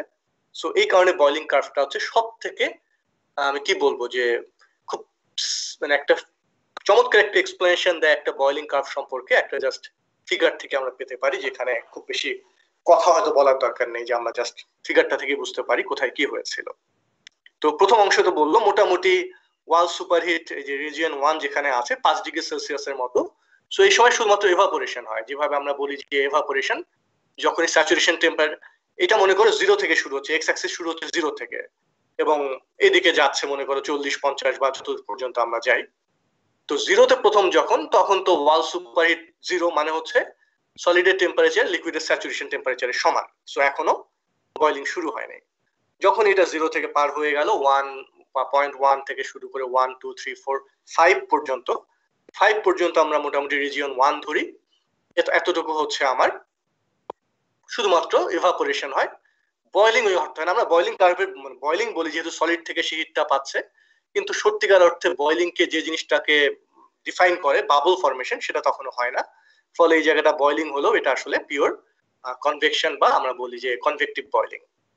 এরপরে নিউক্লিয়েট বয়েলিংটা আমাদের ইম্পর্টেন্ট। নিউক্লিয়েট বয়েলিং এর দুটো অংশ আছে, রিজিয়ন 2 এবং রিজিয়ন 3 দুটো দেখানো হলো। একটা তো উপরের ছবিটা যদি দেখো তোমরা, বয়েলিং বাবল ফর্ম করছে, কম অল্প অল্প বাবল, আইসোলেটেড বাবল ফর্ম করছে, প্রতিটা সারফেস থেকে আলাদা আলাদা বাবল হিসেবে দেখানো হচ্ছে। আর তারপরের ছবিতে রেজিম 3 এর উপরে যে বাবল ফর্মেশন দেখানো হচ্ছে, দেখো যে বড় বড় করে বাবল দেখানো হচ্ছে এবং অনেক বেশি বাবল ফর্ম করছে। তার মানে বুঝতে পারছো, বেশি বাবল ফর্ম করা মানে হচ্ছে আমার হিট ট্রান্সফার বেশি হচ্ছে, এই জন্য তো লিকুইডটা এভাপোরেট করছে এবং বাবল ফর্ম করছে। তো এই কারণে আমাদের বাবল ফর্মেশন বেশি হওয়া মানে হিট ট্রান্সফার রেটটাও বেশি হওয়া। এই কারণে রেজিম 2 এর দেখো বয়েলিং কার্ভটা একটু ফ্ল্যাট, অনেকটা কনভেকটিভ বয়েলিং এর মতোই ফ্ল্যাট, তারপরেই র্যাপিডলি বেড়ে গেছে যখনই আমার বাবল ফরমেশনটা রেজিম 3 তে অলমোস্ট ভার্টিক্যালি আপওয়ার্ড একটা কার্ভ, খুবই হাই স্টিপ স্লোপের একটা কার্ভ আমরা পেয়েছি। তার মানে এটা খুব ভালো করে একটু খেয়াল করো, তার মানে হচ্ছে এখানে টেম্পারেচার ডিফারেন্স কিন্তু খুব বেশি না, ওয়াল সুপারহিট খুব সামান্য। তার মানে আমার টেম্পারেচার ডিফারেন্স আমি যদি ধরে নাও এটা 10 ডিগ্রি সেলসিয়াস থেকে এটা 20 ডিগ্রি সেলসিয়াসের মধ্যেই বা 15 ডিগ্রি সেলসিয়াসের মধ্যে, মাত্র 5 ডিগ্রি সেলসিয়াস আমার ওয়াল সুপারহিট বাড়লো, কিন্তু হিট ফ্লাক্স বাড়লো দেখো এখানে যেটা দেখানো হয়েছে 25 ওয়াট পার সেন্টিমিটার স্কোয়ার থেকে 150 ওয়াট পার সেন্টিমিটার স্কোয়ারের মতো। আমরা জানি টেম্পারেচার ডিফারেন্স যত বাড়ে আমাদের হিট ট্রান্সফার রেট তত বাড়ে, কিন্তু এখানে দেখো আমরা 2 ফেজে যেহেতু দেখছি ফেজ চেঞ্জ, আগের ক্ষেত্রে টেম্পারেচার ডিফারেন্স বেড়েছে, হিট ট্রান্সফার অল্প একটু বেড়েছে, কিন্তু এই জায়গাতে টেম্পারেচার ডিফারেন্স বাড়ার অনেক বেশি গুণ বেড়েছে আমার hit transfer rate. Heat transfer আমরা যখন পড়ছি, আমরা যখন কোর্সের নামে হিট ট্রান্সফার, হিট ট্রান্সফারের উদ্দেশ্য আসলে একটাই, যতই আমরা মানে যে ধরনের হিট ট্রান্সফার নিয়ে আমরা চিন্তা করি না কেন, আমরা চাই বেশি হিট ট্রান্সফার। সেটা হিটিং এর জন্য হোক আর কুলিং এর জন্য হোক, আমাদের হিট ট্রান্সফার ইঞ্জিনিয়ার হিসেবে বা থার্মাল ইঞ্জিনিয়ার হিসেবে আমার উদ্দেশ্যই হচ্ছে আমরা যত হাই ট্রান্সফার পাবো সেটাই আমাদের উদ্দেশ্য। আমরা হিট ট্রান্সফার কমানোর জন্য কখনো করি না, আমরা বাড়ানোর জন্য কাজ করি। তাহলে আমাদের জন্য এই যে রেজিম 3 এটা হচ্ছে খুব ইম্পর্টেন্ট, কারণ এখানে হিট ট্রান্সফার রেট অনেক হাই, অল্প একটু টেম্পারেচার ডিফারেন্সে। So this is win win situation for us. তার মানে আমার ওয়ালে খুব বেশি হিট লাগছে না, কিন্তু আমি হিট ট্রান্সফার রেট বেশি পাচ্ছি। এটাই তো আমি সবসময় চাইবো। যদি এটা হতো যে ওয়াল সুপার হিট আমার 200 ডিগ্রি সেলসিয়াস বাড়াতে হলো আর তার জন্য আমার হিট ফ্লাক্স বেড়ে গেল, এটা হচ্ছে হিট ফ্লাক্স মানে কিন্তু এটা বয়লিং হিট ফ্লাক্স, এটা বয়লিং কি পরিমাণ হিট নিয়ে যাচ্ছে সেটা মিন করা হচ্ছে এখানে। এখানে সলিডের হিটিং বোঝানো হচ্ছে না, এটা হচ্ছে লিকুইড বয়েল করে কি পরিমাণ হিট নিয়ে যাচ্ছে। তাহলে আমার দেখতে পাচ্ছি যে এখানে 10 ডিগ্রি সেলসিয়াসে আমি বয়লিং হিট ট্রান্সফার বাড়ছে হচ্ছে, হিট ফ্লাক্স বাড়ছে হচ্ছে 6 গুণ। এর থেকে যদি আমার 100 ডিগ্রি সেলসিয়াস টেম্পারেচার ডিফারেন্সে একই 6 গুণ হিট ট্রান্সফার বাড়তো, সেটা কিন্তু আমার কাছে খুব লোভনীয় হতো না, কারণ সেই ক্ষেত্রে সলিডকে আমার অনেক হিট দিতে হয়েছিল। এখানে আমার সলিড কত হিট দিতে হচ্ছে না, এবং তার থেকে ইম্পর্টেন্টলি সলিডের টেম্পারেচার বেশি বাড়ছে না। এটা যদি 15 ডিগ্রি সেলসিয়াস ধরি, রেজিম 3 শেষ পয়েন্ট যদি আমরা ধরি 15 ডিগ্রি সেলসিয়াস বা 20 ডিগ্রি সেলসিয়াস ধরলাম, তাহলে আমার মিথিলিন ক্লোরাইডের জন্য সলিডের টেম্পারেচার কত সেই সময়? সলিডের টেম্পারেচার হচ্ছে 74 ডিগ্রি সেলসিয়াস মাত্র, কারণ মিথিলিন ক্লোরাইডের জন্য আমরা যে এক্সপেরিমেন্ট করছি তাতে তার স্যাচুরেশন টেম্পারেচার 54। তাহলে রেজিম 3 শেষ যেখানে ক্রিটিক্যাল হিট ফ্লাক্সের আগ পর্যন্ত আমাদের সলিডের টেম্পারেচার হচ্ছে 74 ডিগ্রি সেলসিয়াস। তো মাত্র সলিডটাকে আমি 74 ডিগ্রি সেলসিয়াস পর্যন্ত হিট করেই 150 ওয়াট পার সেন্টিমিটার স্কয়ার লেভেলে হিট ফ্লাক্স পাচ্ছি, which is very very high. তোমরা সিঙ্গেল ফেজ হিট ট্রান্সফার দেখেছো যেখানে খুব সামান্য পরিমাণ হিট ট্রান্সফার হয়, আর আমরা এখানে পার সেন্টিমিটার স্কোয়ারে 150 ওয়াট হিট সরাতে পারছি একটা সলিড সারফেস থেকে, যেখানে সলিডের টেম্পারেচার মাত্র লিকুইডের স্যাচুরেশন টেম্পারেচার থেকে 20 ডিগ্রি সেলসিয়াস বেশি। তো এই কারণেই নিউক্লিয়েট বয়েলিংটা এত ইম্পর্টেন্ট, এবং সেটাই আমরা স্টাডি করছি, এই আমার রেজিম 3টাই স্টাডি করছি এই কারণে। এবং মোটামুটি তোমরা যখন হায়ার স্টাডিজে বয়েলিং পড়বা, এই অংশটাতেই তোমরা আসলে তোমাদের মানে মেইন কনসেন্ট্রেশনটা থাকবে হয়তো বেশিরভাগ ক্ষেত্রেই। তাহলে আমরা মোটামুটি এই জিনিসটা আমি এমফাসাইজ করি যে রেজিম 2 এবং 3 কেন ইম্পর্টেন্ট, কারণ নিউক্লিয়েট বয়েলিং শুরু হয়, এবং নিউক্লিয়েট বয়েলিং মানে হচ্ছে বাবল ফরমেশন। বাবলের নিউক্লিয়াস ওই সময় তৈরি হয়, এই কারণে আমরা তাকে বলি নিউক্লিয়েট বয়েলিং। এবং এটা কেন গুরুত্বপূর্ণ আমাদের কাছে, কারণ এই সময় বাবল ফরমেশন এটা আমাদের কাছে ব্যাপার না, আসলে এই সময় আমাদের কাছে ইম্পর্টেন্ট হচ্ছে হিট ট্রান্সফার রেটটা বেড়ে যায়। বাট হিট ট্রান্সফার রেটটা বেড়ে যাওয়ার পিছনে বাবল ফরমেশনের গুরুত্ব আছে। যখনই ওখানে খুব হাই রেটে ভেপার ফরমেশন হয় এবং বাবল ফরমেশন হয়, যেটা হয়, আমি কোশ্চেনটা ইউজুয়ালি তোমাদেরকে করি, কিন্তু এখানে যদি ফিজিক্যালি তোমরা এক্সপেরিমেন্টটা দেখতে পাওনি, আমি অ্যান্সারটা বলে দিই। যে এই সময় হিট ট্রান্সফার রেট এত বেশি হয়, কারণটা হচ্ছে এই যে বাবলটা ফর্ম করে সলিডের গায়ে, গ্রো করে এবং তারপর যে সে কলাপস করে, এই কারণে তোমরা যে ভিডিওতে যদি আরেকবার ফেরত যাও তোমরা কখনো দেখবে যে প্রচুর মোশন তৈরি হচ্ছে সলিডের চারপাশে, সারাক্ষণ বাবল তৈরি হচ্ছে, কলাপস করছে, মানে ওখানে একটা ভিগোরাস মোশন তৈরি হয়, টার্বুলেন্স তৈরি হয়। এবং আমরা জানি যত বেশি টার্বুলেন্স হবে লিকুইড এবং সলিডের, ওখানে যত বেশি আমার মোশন হবে তত আমার হিট ট্রান্সফার রেটটা বেশি হবে। এই জন্য তো আমরা চায়ের কাপে চাটা নাড়াই, কোনো কিছুকে মুভ করাই, ফ্যানের বাতাসকে আমরা বেশি স্পিডে দেই যেন কনভেকশনটা বেড়ে যায়, যেন টার্বুলেন্স বা মোশন বাড়ে। তো এখানে এই ব্যাপারটা ঘটে জন্য নিউক্লিয়েট বয়েলিং এর সময় অল্প টেম্পারেচার ডিফারেন্সে আমরা অনেক হাই হিট ট্রান্সফার রেট পাই। এরপরে আমরা ক্রিটিক্যাল হিট ফ্লাক্সের পরে কি হয় এটা হয়তো একটু পরে আমি বলছি, বাট এই কারণে আমাদের এই অংশটাতে আমরা বড় করতে চাই। আমরা চাই রেজিম 3টা যত লম্বা হয়, যত উপরের দিকে যেতে পারে এই লাল পয়েন্টটা ক্রিটিক্যাল হিট ফ্লাক্সটা, তত ভালো, কারণ আমরা তত ভালোভাবে হিট ট্রান্সফারটা পেতে পারছি। এরপরে কি হচ্ছে এটা একটু আমি বলে আমার মনে হয় বয়েলিং কার্ভটা শেষ করি। আমরা যে কোনো বয়েলিং এর যে কোনো হিট ট্রান্সফারের ক্ষেত্রে আমাদের কমন সূত্র সবসময় মনে রেখো যে temperature difference, hit transfer rate is proportional to temperature difference. Conduction বলো, রেডিয়েশন বলো আর কনভেকশন বলো, সব ক্ষেত্রে টেম্পারেচার ডিফারেন্স বাড়লে হিট ট্রান্সফার রেটটা বাড়া উচিত, এটা আমরা দেখে এসেছে। তোমরা ফুরিয়ার ল যদি দেখো, কে ডেল্টা টি, তার মানে ডেল্টা টি বাড়লে আমাদের কিউ বাড়ে। বয়েলিং এর ক্ষেত্রে H A delta T, so delta T বাড়লে আমার হিট ট্রান্সফার রেটটা বাড়বে। সবগুলো ক্ষেত্রে কিউ ইকুয়ালস টু হচ্ছে ইকুয়েশনটা প্রপোর্শনাল টু ডেল্টা টি। তাহলে দেখো রেজিম 4 যখন শুরু হলো, যেখানে হলুদ অংশ শুরু হলো, সেখানে আমাদের টেম্পারেচার ডিফারেন্স বাড়ছে between solid and liquid saturation, কিন্তু আমার হিট ফ্লাক্সটা কমছে বা হিট ট্রান্সফার রেটটা কমছে। কেন হচ্ছে এটা? এটা তো পুরোপুরি against the common perception of heat transfer. কেউ কি বলতে পারবা কি হতে পারে এই সময়? স্যার এটা রিজনটা হচ্ছে যে যখন আমার অনেক এক্সেস ভেপার ফর্মেশন হবে, সেটা হচ্ছে আমার হিটার সারফেসের গায়ে একদম লেগে থাকবে, যেটা হচ্ছে ইনসুলেশনের মতো কাজ করে, এবং সেজন্য হচ্ছে মানে ভেপারগুলা উপরের দিকে ওঠে না, আর সেখান থেকে হচ্ছে মানে লিকুইডটাও আর হিট পায় না। দ্যাটস ওয়াই হচ্ছে আমার হিট ট্রান্সফার কমে যায়। Very good. তাহলে আমরা ছবিটা দেখি, এই যে রেজিম 4 এর আমরা উপরের ছবিটা দেখি। ক্রিটিক্যাল হিট ফ্লাক্স আমরা কি বলতে পারি যে this is the end of nucleate boiling and beginning of film boiling. আমরা ছবি থেকেই বুঝতে পারছি, এইভাবে আমরা ডিফাইন করতে পারি। অথবা বলতে পারি this is the point of maximum heat flux. তো ক্রিটিক্যাল হিট ফ্লাক্সের সময় থেকে তারপরে কি হয়, যে আমরা দেখলাম রেজিম 3 তে যে আমাদের প্রচুর বাবল তৈরি হচ্ছে, সাদা অংশটা হচ্ছে সারফেসের উপর বাবল, বড় বড় বাবল তৈরি হচ্ছে এবং অনেকটাই সারফেসকে ঢেকে দিয়েছে। একটা সময় পরে এমন হয়, ক্রিটিক্যাল হিট ফ্লাক্স আমরা সেটাকেই বলি, যে এত পরিমাণ ভেপার তৈরি হয় লিকুইড সলিড সারফেসের চারদিকে যে ভেপারটার একটা ব্ল্যাঙ্কেট তৈরি হয়। ভেপার দিয়ে আসলে সলিড সারফেসটা অলমোস্ট আচ্ছাদিত হয়ে যায়, ঢেকে যায়। কিন্তু আমার তো এখানে হিট ট্রান্সফার হচ্ছে বিটুইন লিকুইড অ্যান্ড সলিড। যখনই ভেপার দিয়ে সলিডটা ব্ল্যাঙ্কেটেড হয়ে যাবে, তার মানে হচ্ছে লিকুইড আর সলিডের কন্ট্যাক্টে আসতে পারবে না। লিকুইড যদি সলিডের কন্ট্যাক্টে না আসতে পারে, তাহলে হিটটা কে নেবে? হিটটা নেওয়ার মতো তো কেউ থাকছে না। ভেপার তো একটা ইনসুলেশন লেয়ার হিসেবে কাজ করবে, ভেপারের হিট ট্রান্সফার রেট অনেক কম, লিকুইডের হিট নেওয়ার ক্ষমতা অনেক বেশি।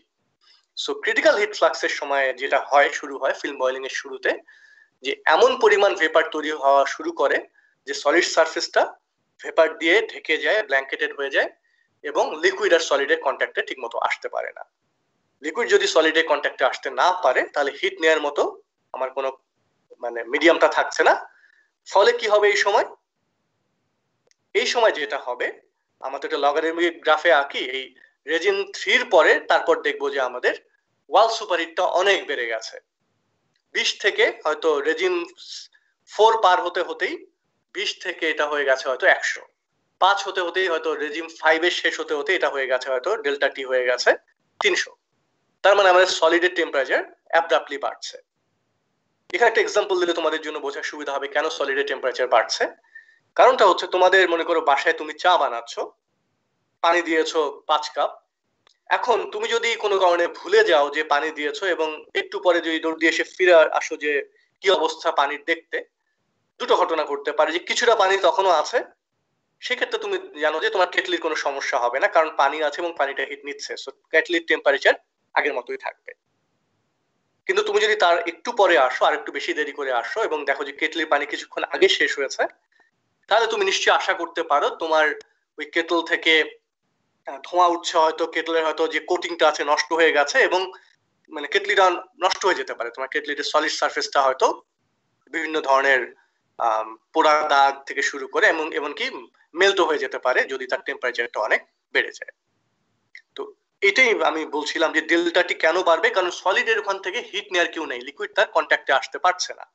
ফলে হিট যেহেতু কেউ নিচ্ছে না, ফলে সলিডের টেম্পারেচার বাড়তে শুরু করবে, এবং আমার এক্স অ্যাক্সিসের ভ্যালু রেজিম 3 পরেই ডেল্টা টি ভ্যালু অ্যাব্রাপ্টলি বাড়তে থাকবে লগারিদমিক ভাবে। এখন আমি এতটুকু যেহেতু ব্যাখ্যা করলাম, এখন আমাকে কেউ বলো যে আমাদের যে ক্রিটিক্যাল হিট ফ্লাক্সের ডেফিনেশন আমি বললাম, যেটা ফিল্ম বয়লিং এর শুরু অথবা নিউক্লিয়েট বয়লিং এর শেষ, অথবা এটা হচ্ছে সেই পয়েন্ট যেখানে আমরা নিউক্লিয়েট বয়লিং এ ম্যাক্সিমাম হিট ট্রান্সফার রেট পাই। কিন্তু এর নাম ক্রিটিক্যাল হিট ফ্লাক্স কেন রাখা হলো? কেউ কি একটু জাস্ট বলতে পারবো? আমি অলরেডি আসলে ব্যাখ্যা করেছি যেটা কেন ক্রিটিক্যাল হিট ফ্লাক্স, নামটা কেন ক্রিটিক্যাল। ক্রিটিক্যাল মানেটাই একটা বিপদ মিন করে, তাই না? আমরা বলি কেউ ক্রিটিক্যাল কন্ডিশনে আছে মানে সে বিপদে আছে, আমরা বলি না ক্রিটিক্যাল মানে হচ্ছে খুব ভালো কিছু। সো কেন ক্রিটিক্যাল নামটা দেয়া হলো এটার? কেউ একজন? টেম্পারেচার চেঞ্জ করেও স্যার এই হিট ট্রান্সফার রেটটা পরিবর্তন করা যায় না, তাই না, একটু অন্যভাবে চিন্তা করো। ক্রিটিক্যাল মানে বিপদের ব্যাপার আছে, আমি বলে দিয়েছি, হিন্টস দিয়েছি। স্যার এখানে সলিড সবচেয়ে বেশি হিটেড হয়, সো হচ্ছে একটা দুর্ঘটনা ঘটার চান্স থেকে যায়। রাইট, ক্রিটিক্যাল হিট ফ্লাক্স এই কারণে, কারণ আমি বলছি যে রেজিম 3 শেষ হওয়ার সাথে সাথে মানে ক্রিটিক্যাল হিট ফ্লাক্সটা হচ্ছে সেই পয়েন্টটা যার পরে হিট ফ্লাক্স কমতে থাকে, লিকুইড আর হিট নেয় না, লিকুইডের হিট ফ্লাক্স দেখো কন্টিনিউয়াসলি নিচের দিকে আসছে। লিকুইড যদি হিট না নেয়, আমি তো সলিডে হিটিং বন্ধ করিনি, আমি তো ইলেকট্রিক্যাল হিটার দিয়ে সলিডে হিট দিচ্ছি, তার মানে চুলা দিয়ে আমি কেটলিতে হিট দিচ্ছি। তাহলে কেটলিতে হিট দিচ্ছি, কেটলিতে কোনো পানি নাই, তাহলে কেটলির টেম্পারেচার যেমন দ্রুত বাড়তে থাকবে, 100 থেকে পানি যদি হতো 100তে ছিল, সে 300-400তে চলে গেল কয়েক মিনিটের মধ্যে। এখানেও একই ব্যাপার ঘটবে, আমার হিটারের টেম্পারেচারটা দ্রুত বাড়তে থাকবে। হিটারের টেম্পারেচার বাড়তে বাড়তে সে খুব দ্রুত তার মেল্টিং পয়েন্টে চলে আসতে পারে। এবং বুঝতেই পারছো, আমরা যদি এই আমাদের হিট ট্রান্সফার সেটআপের কথা না চিন্তা করে একটা বয়লারের কথা চিন্তা করি বা একটা নিউক্লিয়ার রিঅ্যাক্টরের কথা চিন্তা করি, সেক্ষেত্রে যদি কোনো কারণে মেল্ট করে যায় আমাদের সেই হিটার বা সলিড সারফেস বা টেম্পারেচার খুব বেড়ে যায়, তাহলে এটা একটা বিশাল বড় এক্সপ্লোশনের ব্যাপার হতে পারে। তো যেহেতু এই যে বিপদের, এটা একটা বিপদ ইন্ডিকেট করে যে আমাদের এই এর পরে চলে গেলেই আমার একটা বিপদ হতে পারে, এই কারণে এটার নাম বলা হয়েছে critical heat flux. Maximum heat flux না বলে এটাকে আমরা ক্রিটিক্যাল হিট ফ্লাক্স বলি। সো মাথায় রেখো, ক্রিটিক্যাল হিট ফ্লাক্সের পরে সলিডের টেম্পারেচার অ্যাবলাপলি বাড়তে থাকে, কারণ লিকুইডের হিট ট্রান্সফার রেটটা কমতে থাকে। আমাদের সলিডের টেম্পারেচার নিয়ে যাচ্ছিল লিকুইড, সে যেহেতু সলিডকে আর ওয়েটই করতে পারছে না, সলিডের কন্ট্যাক্টে আসতে পারছে না, ফলে সে হিটটা নিতে পারে না, ফলে আমার সলিডের টেম্পারেচার বাড়তে শুরু করে। That's why critical heat flux is so important. এবং আমি একটু আগে বলেছিলাম ক্রিটিক্যাল হিট ফ্লাক্সের পয়েন্টটা আমরা আরো উপরের দিকে নিয়ে যেতে চাই, যত উপরের দিকে যাবে তত ভালো, কারণ আমরা তো চাই যত ম্যাক্সিমাম হিট ফ্লাক্স পাওয়া যায়। সো ওটা যত উপরের দিকে যাবে আমি আমার সেফলি ডিভাইসটাকে ইউজ করতে পারবো আরো বেশি। তো পুল বয়েলিং এর যে বিভিন্ন রিসার্চ হয়, তার একটা উদ্দেশ্যই থাকে ক্রিটিক্যাল হিট ফ্লাক্স পয়েন্টটাকে কিভাবে ডান দিকে এবং আরেকটু উপরের দিকে নিয়ে যাওয়া যায়। তার জন্য অনেক প্যারামিটার ভ্যারি করা যায়, অনেক প্যারামিটার আছে, সেগুলো আমরা যাচ্ছি না। তো সেইভাবে আমরা ক্রিটিক্যাল হিট ফ্লাক্সটাকে upwards and towards the right of the graph আমরা নিয়ে যেতে চাই, তাহলে আমরা আমাদের সেই পুল বয়েলিং মেকানিজমকে আরো সেফলি বেশি সময় ধরে বেশি সুপার হিটের জন্য ইউজ করতে পারবো। তো মোটামুটি এই জিনিসগুলোই ছিল বলার। আর বয়েলিং তোমাদের ক্লাসে একটু তোমরা বয়েলিং এর বাবল ফরমেশনটা কেমন করে হয় এটা খুব ইম্পর্টেন্ট বোঝা, এবং বাবলের গ্রোথ, বাবলের ডিপার্চার এবং বাবলের কলাপস, এই জিনিসগুলো আমার মনে হয় ল্যাব ক্লাসে ডিসকাস করাটা কঠিন। তোমরা একটু ভালো করে এটা একটু থিওরি ক্লাসে জেনে নিও, থিওরি ক্লাসে ডেফিনেটলি এটা কভার করা হবে। আমার মনে হয় আমার পুল বয়েলিং সম্পর্কে স্টুডেন্টদের যদি কোনো কোয়েরি থাকে করতে পারো, আমার মনে হয় মোটামুটি আমি কভার করেছে। তোমরা যে কোনো কোয়েরি থাকলে জিজ্ঞেস করতে পারো প্লিজ। স্যার এখানে স্যার এই যে হিট ফ্লাক্সটা proportional to the temperature difference, তো এইটা কি স্যার রেজিম 3 এর পরে ভ্যালিড হবে না? আরেকবার বলো কোশ্চেনটা কি, রেজিম দিয়ে? স্যার এখানে স্যার এই যে হিট ফ্লাক্সটা proportional to the temperature difference, কিন্তু স্যার রেজিম 3 যখন ক্রস করবে তখন কি স্যার এইটা ভ্যালিড হবে, যেহেতু ডিক্রিজ করতেছে হিট ফ্লাক্সটা? আচ্ছা, আমি এটা বলছি জেনারেল সূত্র হিসেবে single phase heat transfer boiling এর, সিঙ্গেল ফেজ কনভেকশনের ক্ষেত্রে এটা প্রপোর্শনাল টু টেম্পারেচার ডিফারেন্স হবে। তারপরে কন্ডাকশনের ক্ষেত্রে প্রপোর্শনাল টু টেম্পারেচার ডিফারেন্স। এখানে আমরা ফেজ চেঞ্জে তো প্রপোর্শনাল টু টেম্পারেচার ডিফারেন্স সব জায়গায় থাকবে না, কারণ যখন লেটেন্ট হিট ট্রান্সফার হয় তখন তো টেম্পারেচার কনস্ট্যান্ট থাকে এবং কনস্ট্যান্ট টেম্পারেচারে আমার হিট ট্রান্সফারটা হতে থাকে। আমি জাস্ট যেটা বোঝানোর চেষ্টা করেছি, আমরা জানি যে টেম্পারেচার ডিফারেন্স বাড়লে হিট ট্রান্সফারটা বাড়ে, প্রপোর্শনাল হওয়ার দরকার নেই, বাড়ে, কিন্তু আমাদের এই ক্রিটিক্যাল হিট ফ্লাক্সের ক্ষেত্রে পরে সেই ব্যাপারটা থাকছে না, কারণ টেম্পারেচার ডিফারেন্স বাড়ছে কিন্তু আমার হিট ফ্লাক্সটা কমছে। সো মানে কনফিউজড হয় না যে বয়েলিং এর ক্ষেত্রে টেম্পারেচার ডিফারেন্স হিট ট্রান্সফারের প্রপোর্শনাল হবে না, কারণ এটা লেটেন্ট হিট ট্রান্সফার। প্রপোর্শনাল হওয়ার দরকার নাই, কিন্তু বাড়লে এটা বাড়বে, প্রপোর্শনালি বাড়বে না, কিন্তু হিট ট্রান্সফার টেম্পারেচার ডিফারেন্স বাড়লে যে হিট ট্রান্সফার বাড়বে সেটা তো সত্যি হওয়ার কথা ছিল, সেটা সত্যি হয় না শুধুমাত্র ক্রিটিক্যাল হিট ফ্লাক্সের পরে, বিকজ অফ দ্যাট ভেপার ব্ল্যাঙ্কেটিং। সেই জিনিসটা আমি বললাম। তোমার কোশ্চেনে কি অ্যান্সার দিতে পেরেছি আমি? আচ্ছা, আর কোনো কোয়েরি?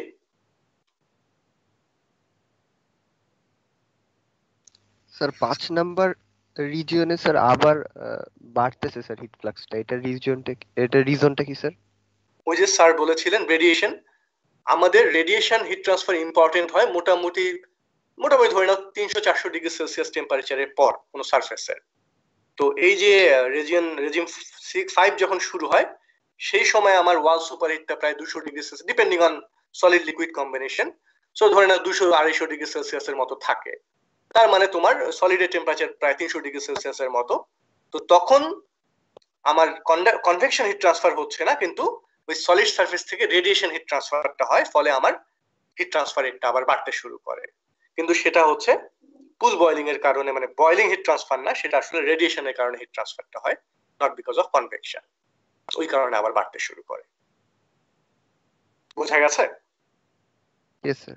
হ্যাঁ, রেডিয়েশনের কারণে। আচ্ছা, আমার মনে হয় রাকিব, হ্যাঁ, ওদের যদি কোশ্চেন না থাকে তাহলে তুমি কন্টিনিউ করো। আচ্ছা, আমরা যেভাবে একটু ক্যালকুলেট গুলো করবো একটু দেখে নাও। এট ফার্স্ট আমরা যেটা করি ওইখান থেকে আমাদের এক্সপেরিমেন্টাল সেটআপ থেকে ভোল্টেজ এবং কারেন্ট মেজার করি। সো এই ভোল্টেজ এবং কারেন্ট থেকে আমরা হিট সাপ্লাই কতটুকু দিচ্ছি এটা আমরা এভাবে বের করতে পারবো, QS = V × I, যেহেতু আমরা ভোল্টেজ এবং কারেন্ট অলরেডি মেজার করে ফেলছি। এখান থেকে হিট ফ্লাক্স তোমরা জানো, heat flux QS × surface area. তো সারফেস এরিয়াটা তোমাদের ল্যাব শিটে দেয়া আছে, আমার এক্স্যাক্টলি এখন মনে নাই ভ্যালুটা কত, তোমরা ওই ল্যাব শিট দেখে বসাইতে পারবা। তো আমরা এইভাবে হিট ফ্লাক্সটা বের করতে পারবো। সেকেন্ড যেটা আমাদের অল সুপার হিটটা হচ্ছে সলিডের temperature minus saturation temperature of liquid. তো টিএস এর ভ্যালুটা আমাদের এই লিকুইডের জন্য, মিথিলিন ক্লোরাইডের জন্য এই পার্টিকুলার প্রেসারে এর ভ্যালুটা হচ্ছে 54 ডিগ্রি সেন্টিগ্রেড, এবং আমরা বিভিন্ন ওয়াল টেম্পারেচারের জন্য বিভিন্ন ওয়াল সুপারহিটের ভ্যালুটা বের করতে পারবো। দেন এখান থেকে বয়লিং হিট ট্রান্সফার কোএফিসিয়েন্ট যেটা আমরা এটা জানি যে Q = H ΔT, এখান থেকে H = Q / ΔT, এখান থেকে বয়লিং হিট ট্রান্সফার কোএফিসিয়েন্টটা বের করা যাবে। তো এইগুলো তোমাদের সবগুলোই ল্যাব শিটে দেয়া আছে, তারপরেও আমি আবার একটু বলতেছি। আচ্ছা, এরপরে আসো ওভারঅল হিট ট্রান্সফার কোএফিসিয়েন্ট। আমরা জানি যে আমাদের এখানে কনডেনসেশনের জন্য যে হিট ট্রান্সফারটা হচ্ছে এটা যে QC টা আমরা বের করতে চাই, QC = হচ্ছে এটা পুরো কনডেনসেশনের জন্য, দ্যাট মিন্স আমাদের যে ওয়াটারটা আছে এই ওয়াটারটা যতটুকু হিট নিচ্ছে। তো QC = mCp ΔT। ΔT এই TW এটা হচ্ছে ওয়াটার আউটলেট টেম্পারেচার, এটা হচ্ছে ওয়াটার ইনলেট টেম্পারেচার। আর এইটার কনডেনসেশনের জন্য এই ওয়াটার যে হিটটা নিচ্ছে সেটা হচ্ছে mCp ΔT। M হচ্ছে mass flow rate. Mass flow রেটটা আমরা পার্টিকুলার কিছু ওয়াটার একটা বাকেটে কালেক্ট করব কিছু সময়ের জন্য, সো ওই ভরকে মাস ফ্লো রেটটা পাওয়া যাবে কেজি/সেকেন্ড। এরপরে স্পেসিফিক হিট, স্পেসিফিক এটা হচ্ছে টেম্পারেচার ডিপেন্ডেন্ট, টেম্পারেচারের সাথে ভ্যারি করে, বাট এইখানে দেখবা যে ওয়াটার ইনলেট এবং আউটলেট টেম্পারেচারটা খুব একটা ভেরিয়েশন হয় না, এবং এই টেম্পারেচারটা 33-34 এরকমই থাকে, আমরা যে এভারেজ টেম্পারেচারটা নেই। সো এই টেম্পারেচারে ওয়াটারের স্পেসিফিক হিট তোমরা ওয়াটারের যে প্রপার্টি টেবিল আছে ওখান থেকে বের করতে পারো, বা এমনি আমরা যেটা ইউজ করি 4.18 kJ/kg, দেখবা যে ওরকম কাছাকাছি ওই ভ্যালুটা থাকে। আর কেউ যদি এক্সাক্ট ভ্যালুটা ইউজ করতে চাও, ওয়াটারের যে প্রপার্টি টেবিল আছে ওইখান থেকে ওয়াটারের ইনলেট এবং আউটলেট টেম্পারেচারের যে এভারেজ টেম্পারেচার পাওয়া যাবে ওই টেম্পারেচারের করসপন্ডিং স্পেসিফিক হিটটা ওয়াটারের প্রপার্টি টেবিল থেকে বের করতে পারবা। সো এটা হচ্ছে আমাদের ওয়াটার যে পরিমাণে হিট নিচ্ছে সেই হিটটা আমরা QC এটা বের করলাম। আর overall heat transfer coefficient QC এটা আমরা এইভাবে লিখতে পারি, U A এরপর হচ্ছে ΔT, লগ মিন টেম্পারেচার ডিফারেন্স। এই এরিয়াটা আমাদের যে কনডেনসেশন হচ্ছে ওই কনডেনসেশনের করসপন্ডিং যে সারফেস এরিয়া সেটা, এটাও তোমাদের ল্যাব শিটে দেয়া আছে, এই সারফেস এরিয়াটা কত। সো এটা আমরা জানলাম, এটা কনডেনসেশন হিট ট্রান্সফার কতটুকু হচ্ছে এটা জানলাম। এখন আমাদের লগ মিন টেম্পারেচারটা আমরা যদি ইনলেট এবং আউটলেট টেম্পারেচারটা জানি এবং স্যাচুরেশন টেম্পারেচারটাও জানি, ওইখান থেকে লগ মিন টেম্পারেচার ডিফারেন্সটা বের করা যাবে। এটা যদি আমরা বের করতে পারি তাহলে ওভারঅল হিট ট্রান্সফার কোএফিসিয়েন্ট ইউটা আমরা বের করতে পারবো। সো এটা হচ্ছে ওভারঅল হিট ট্রান্সফার কিউ, এভাবে আমরা বের করতে পারবো। আর লগ মিন টেম্পারেচার ডিফারেন্স এই ফর্মুলা তোমরা জানো অলরেডি, সো এইভাবে আমরা ΔTm টা বের করতে পারবো। তো এইটাই হচ্ছে আমাদের মোটামুটি ক্যালকুলেশন গুলো। বলো স্যার, এখানে লগ মিন নেওয়া হয় কেন? ওকে, স্যার কি বলবেন? হ্যাঁ আমার মনে হয় ওরা লগ মিন টেম্পারেচার ডিফারেন্স আগে দেখেনি, তো ওরা তো এর পরের ক্লাসে দেখবে 3-2 তে যে দেখবে, ওরা মনে হয় এখনো জানে না এটা। আচ্ছা এই লগ মিন টেম্পারেচার ডিফারেন্স আমাকে কি শোনা যাচ্ছে? জি স্যার। আচ্ছা লগ মিন টেম্পারেচার ডিফারেন্সটা তোমরা পাবে মূলত হিট এক্সচেঞ্জারের সময়। এটা শুধুমাত্র হিট এক্সচেঞ্জার, যখন আমরা যে কোনো ধরনের হিট এক্সচেঞ্জারে অ্যানালাইসিস করি তখন আমরা নরমাল যে মিন টেম্পারেচার ডিফারেন্স, এই যে নরমাল যে T1 - T2 এই ধরনের টেম্পারেচার ডিফারেন্স ইউজ না করে আমরা লগ মিন টেম্পারেচার ডিফারেন্স ইউজ করি, যেটা একটু কিছুই না, দুটো মানে এক্সপ্রেশনটা যদি দেখো জাস্ট দুটো টেম্পারেচার ডিফারেন্স, ওই যে দুটো টেম্পারেচার ডিফারেন্স তাদের রেশিওর লন, এটা জাস্ট ইকুয়েশনটা কি হবে সেটা আমরা অ্যানালাইসিস না যাই। সো যেহেতু একটা লগারিদমিক প্রোফাইল আছে নিচে লন যেহেতু আছে, এই কারণে আমরা এটাকে বলি লগারিদমিক মিন টেম্পারেচার ডিফারেন্স। তো কেন শুধুমাত্র হিট এক্সচেঞ্জারের ক্ষেত্রে এটা নেওয়া হয়? এখানে হিট এক্সচেঞ্জার কোনটা, আমরা কোনটাকে হিট এক্সচেঞ্জার বলতে পারি এই পুরো সেটআপে বলো তো? Sir condenser. কন্ডেন্সার, হ্যাঁ ডেফিনেটলি কন্ডেন্সারটা হচ্ছে সেই হিট এক্সচেঞ্জার। কারণ হিট এক্সচেঞ্জারের ডেফিনেশন হচ্ছে হিট এক্সচেঞ্জারের দুটো ফ্লুইডের মধ্যে হিট এক্সচেঞ্জ করবে, এবং মোস্ট লাইকলি বেশিরভাগ সময় আমরা যদি classical definition of heat exchanger ধরি তাহলে সেই দুইটা ফ্লুইডের মধ্যে কোনো কন্ট্যাক্ট থাকবে না। তো তার মানে তার মাঝখানে একটা সলিড ওয়াল থাকবে এবং দুইটা ফ্লুইড নিজেদের মধ্যে হিট এক্সচেঞ্জ করবে। সেটা দুইটা ফ্লুইড একই ডিরেকশনে যেতে পারে, দুইটা ফ্লুইড দুই ডিরেকশনে যেতে পারে, দুইটা ফ্লুইডই লিকুইডে হতে পারে, দুইটা ফ্লুইডে গ্যাস হতে পারে, অথবা একটা ফ্লুইড লিকুইড আর একটা ফ্লুইড গ্যাস হতে পারে। তাহলে হিট এক্সচেঞ্জার যখন দুইটা ফ্লুইডের মধ্যে হিট এক্সচেঞ্জ করবে সেটা একমাত্র ডিভাইসের কোন জায়গায় করছে? কন্ডেন্সারে করছে। কন্ডেন্সারের কয়েলের ভেতর দিয়ে যাচ্ছে হচ্ছে ওয়াটার, কোল্ড ওয়াটার, আর বাইরে এসে একটা ভেপার তার উপরে এসে হিট এক্সচেঞ্জ করছে। এই ভেপারটা যখন এই কুলিং কয়েলের কন্ট্যাক্টে আসছে, যেহেতু কুলিং কয়েলটা কম টেম্পারেচারে আছে because of the following water, সেখানে এসে কন্ডেন্স হচ্ছে, এবং এই কন্ডেনসেশন হওয়ার সময় যে হিটটা আছে সেটা ছেড়ে দিচ্ছে কাকে? সলিড ওয়ালের মাঝখান দিয়ে সে ছেড়ে দিচ্ছে ওয়াটারটাকে। ফলে ওয়াটারের টেম্পারেচার বাড়ছে, ওয়াটার ইনলেট টেম্পারেচার যা ছিল আউটলেট টেম্পারেচার ডেফিনেটলি তার থেকে বেশি হচ্ছে, সে হিট নিয়ে যাচ্ছে, আর বাইরে যে আমার ভেপারটা ছিল সেটা ঠান্ডা হয়ে মানে ফেজ চেঞ্জ করে সে হিট ছেড়ে দিচ্ছে এবং লিকুইড ফর্মে আবার ফেরত যাচ্ছে কুল বয়েলিং এর বডিতে। তো এটা একটা হিট এক্সচেঞ্জার তাহলে আমরা বলতে পারি, কারণ হিট এক্সচেঞ্জারের সব ডেফিনেশনে এটা কমপ্লিট করছে। দুইটা ফ্লুইড আছে, ওয়াটার এবং মিথিলিন ক্লোরাইডের ভেপার, দুইটার মাঝখানে একটা সলিড ওয়ালও আছে, ফলে এটা একটা হিট এক্সচেঞ্জার। তাহলে এই হিট এক্সচেঞ্জার যেহেতু আছে, সো হিট এক্সচেঞ্জারের ক্ষেত্রে আমরা এলএমটিডি বা ডেল্টা টিএম এই জিনিসটাকে আমরা ইউজ করব। আমি খুব বেশি ডিটেলসে না যাই কেন ইউজ করা হয়, আমি জাস্ট ছোট্ট করে বলি। যখন দুইটা ফ্লুইড কন্টিনিউয়াসলি নিজেদের মধ্যে হিট ট্রান্সফার করে তখন দেখা গেছে যে যদি আমরা দুইটা পয়েন্টের খালি টেম্পারেচার ডিফারেন্স নেই এবং বলি যে হ্যাঁ হিট ট্রান্সফার, এখানে ইকুয়েশনটা দেখো তোমাদের স্যার অলরেডি লিখেছেন এখানে, কিউ ইকুয়ালস টু, এটা হচ্ছে আমরা যদি ধরি কন্ডেন্সারের জন্য Q equals to U A delta T. তো নরমালি আমরা অন্য জায়গায় delta T equals to use করতাম কি, অন্য জায়গায় আমরা ডেল্টা টি হিসেবে ইউজ করতাম হচ্ছে T1 - T2 এরকম কিছু একটা, দুইটা টেম্পারেচার পয়েন্টের টেম্পারেচার ডিফারেন্স।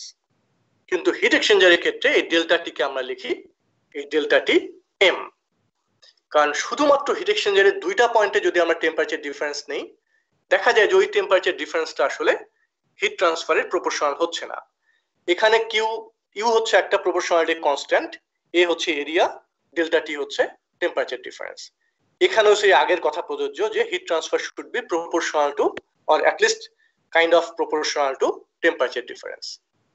কিন্তু আমি যদি দুইটা পয়েন্টের নিতাম দেখা যাবে দুইটা পয়েন্টের টেম্পারেচার ডিফারেন্স হলো 20 ডিগ্রি সেলসিয়াস, তারপরে হলো টেম্পারেচার ডিফারেন্স 40 ডিগ্রি সেলসিয়াস, তাহলে আমার তো কিউসিও আগের প্রথম কেসের তুলনায় দ্বিতীয় কেসে 2 গুণ বেশি হওয়া উচিত, কারণ টেম্পারেচার ডিফারেন্স 2 গুণ বেড়েছে। কিন্তু যদি মাত্র দুইটা পয়েন্টেরই নেই, দুইটা পয়েন্টে আসলে টেম্পারেচার ডিফারেন্স আমাকে ট্রু পিকচার দেয় না, তখন আমার আসলে যেটা পাই সেটা ভুল হয়। আমার আসলে হিট ফ্লাক্স বাড়লো মাত্র 1.5 গুণ, কিন্তু আমার টেম্পারেচার ডিফারেন্স দুইটা পয়েন্টের পার্থক্য হলো হয়তো 5 গুণ। তখন অনেক কিছু করে দেখা গেছে যে এরকম যদি একটা টেম্পারেচার প্রোফাইল আমরা নেই, যেটা যে ডেল্টা টিএম এ যেটা দেয়া আছে, তাহলে এই delta T proportional to hit transfer rate হয় একটা হিট এক্সচেঞ্জারের ক্ষেত্রে। আমরা আরো কমপ্লেক্স ইকুয়েশন ইউজ করতে পারি, আমরা বেসেল ফাংশন ইউজ করতে পারি, আমরা আরো লিজেন্ডারি পলিনোমিয়াল ইউজ করতে পারি, আরো অনেক কঠিন কঠিন ফাংশন ইউজ করতে পারি, কিন্তু তার জন্য তো আমরা অনেক বেশি পয়েন্টের টেম্পারেচার নেওয়া লাগবে, অনেক কমপ্লিকেটেড ইকুয়েশন হবে। নরমালি আমার মাত্র 4টা পয়েন্টের টেম্পারেচার নিলে আমরা আসলে লগারিদমিক মিন টেম্পারেচার বের করতে পারি। হট ফ্লুইডের ইনলেট আউটলেট, কোল্ড ফ্লুইডের ইনলেট আউটলেট, আমি যদি ফেজ চেঞ্জ চিন্তা না করি। এখানে আরো কম লাগছে কারণ এখানে যেহেতু ফেজ চেঞ্জ হচ্ছে। এনিওয়ে আমি ডিটেলসে যাচ্ছি না। সো আমি মাত্র কয়েকটা পয়েন্টের টেম্পারেচার মাপছি। খুব সহজ একটা ইকুয়েশন, এমন কোনো কঠিন ব্যাপার না। সুবিধা হচ্ছে যে আমার এই ক্ষেত্রে এই টেম্পারেচার ডিফারেন্সটা হিট এক্সচেঞ্জারে যে হিট ট্রান্সফার রেট হচ্ছে তার প্রপোর্শনাল হচ্ছে। তো এই কারণে শুধুমাত্র হিট এক্সচেঞ্জারের ক্ষেত্রে যেটা দুইটা ফ্লুইড কন্টিনিউয়াসলি হিট এক্সচেঞ্জ করে তাদের ক্যালকুলেশন, হিট ট্রান্সফার ক্যালকুলেশনের সময় আমরা এই এলএমটিডি ইউজ করি বা log mean temperature difference use করি। এটা একটা mean temperature difference, but this is not arithmetic mean temperature difference যেটা আমরা নর্মালি সব জায়গায় ইউজ করি। This is a logarithmic mean temperature difference, because Q should always be like a proportionally constant area into temperature difference. Heat exchanger এর ক্ষেত্রে এই temperature ডিফারেন্সটা logarithmic mean temperature difference হয়। রাকিব, তুমি জাস্ট আরেকটা ইকুয়েশনে লেখো, Q equals to mc delta t, টা তার পাশে লেখো তো, জাস্ট ওর নিচে লিখে দাও। Just Q equals to mc delta t, ওইটার নিচে লিখে দাও একটু।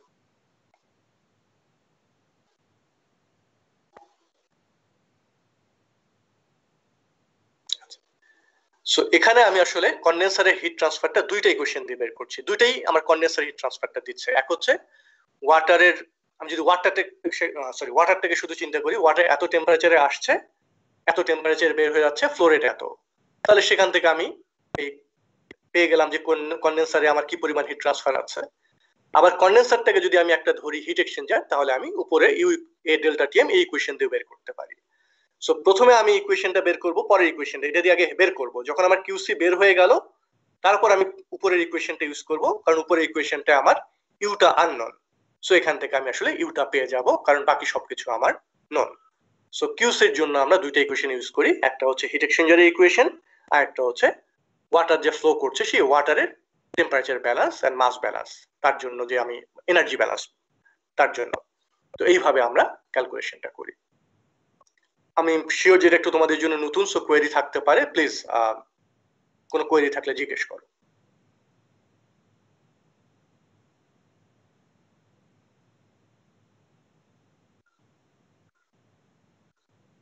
যদি কারো কোনো কোশ্চেন না থাকে, হ্যাঁ বলো। আচ্ছা, তোমাদের কোয়েরি না থাকলে আমার একটা কোয়েরি আছে।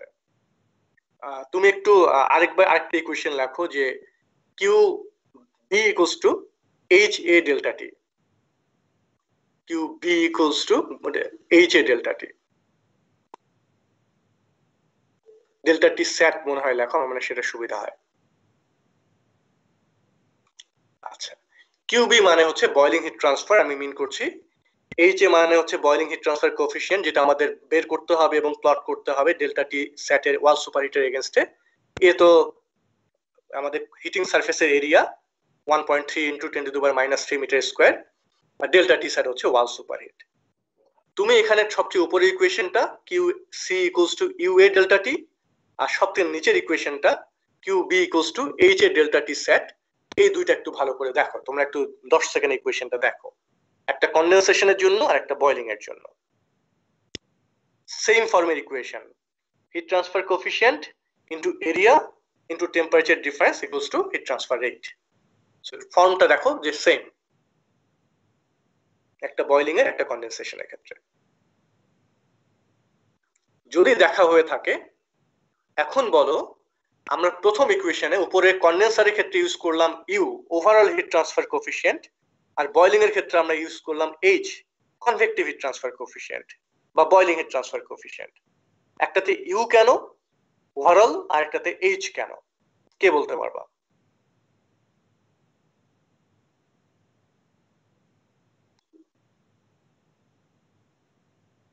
কোশ্চেন বোঝা না গেলে আবার বলো। আমি একটা বয়লিং, আমার বয়লিং এর হিটটাই তো কন্ডেন্সার নিয়ে যাচ্ছে। সো বয়লিং থেকে আমি লিখলাম H A delta T set, আর আমি কন্ডেন্সারের ক্ষেত্রে লিখলাম U A delta T. So পার্থক্য দুইটা ইকুয়েশনের মধ্যে একটাই, পরের দুইটা টার্ম তো same, A delta T A delta T, একটাতে ইউ আছে আর একটাতে এইচ আছে। আমার কোশ্চেন হচ্ছে কন্ডেন্সারের ক্ষেত্রে কেন ইউ, কেন ওটা এইচ না?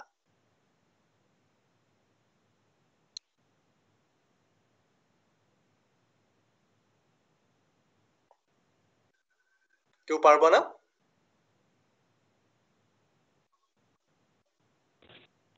স্যার বয়লিং এর ক্ষেত্রে স্যার এখানে হিটটা ট্রান্সফার হয় কনভেকশনের মাধ্যমে, আর কন্ডেন্সারের ওইখানে তো মাঝখানে যেহেতু সলিড ওয়াল আছে এই জন্য স্যার ওইখানে হয়তো বা convection. Very good, very good. Okay, আমার মনে আনসারটা পেয়ে গেছি। আমি জাস্ট একটু, যেহেতু অনেক সময় চলে গেছে, সো আমরা যখন বয়লিং হিট ট্রান্সফারটা দেখি তখন দেখো হিট ট্রান্সফার হচ্ছে শুধু সলিড ওয়াল থেকে লিকুইডে কনভেকশনের মাধ্যমে মূলত, তাই না? বাবল ফর্ম করুক বা না করুক, এটা তো কনভেকশন। লিকুইড সলিড এখানে আসছে, হিট নিয়ে চলে যাচ্ছে, বাবল ফর্ম করলেও তাতে তো মেকানিজমে কোনো চেঞ্জ হচ্ছে না। তো যখন শুধু কনভেকশন ইনভলভ, যেটা বয়লিং এর ক্ষেত্রে, তাহলে আমরা সেখানে ইউজ করছি এইচ, কনভেকশন হিট ট্রান্সফার কোএফিসিয়েন্টকে আমরা এইচ দিয়ে বলি। এখানে এটা এইচটা হবে বয়লিং এর ক্ষেত্রে কনভেকটিভ হিট ট্রান্সফার কোএফিসিয়েন্ট, আমরা এটাকে বয়লিং হিট ট্রান্সফার কোএফিসিয়েন্ট বলি। কিন্তু যখন কন্ডেন্সার আছে, কন্ডেন্সারে দেখো ভিতরে কুলিং ওয়াটারের ভিতরে হচ্ছে কনভেকশন, তারপর একটা সলিড ওয়াল আছে সেখানে হচ্ছে কন্ডাকশন, তারপর আবার এসে বাইরে ভেপার চেঞ্জ হয়ে ফেজ চেঞ্জ করে লিকুইড হচ্ছে, সেখানে হচ্ছে আবার কনভেকশন।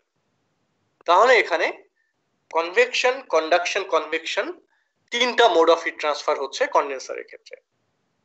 যখনই হিট ট্রান্সফার মেকানিজমে more than one mode of heat transfer থাকে তখন তারা শুধু কনভেকশন ইউজ করতে পারি না, এইচ ইউজ করতে পারি না, তখন আমরা ইউজ করি overall heat transfer coefficient.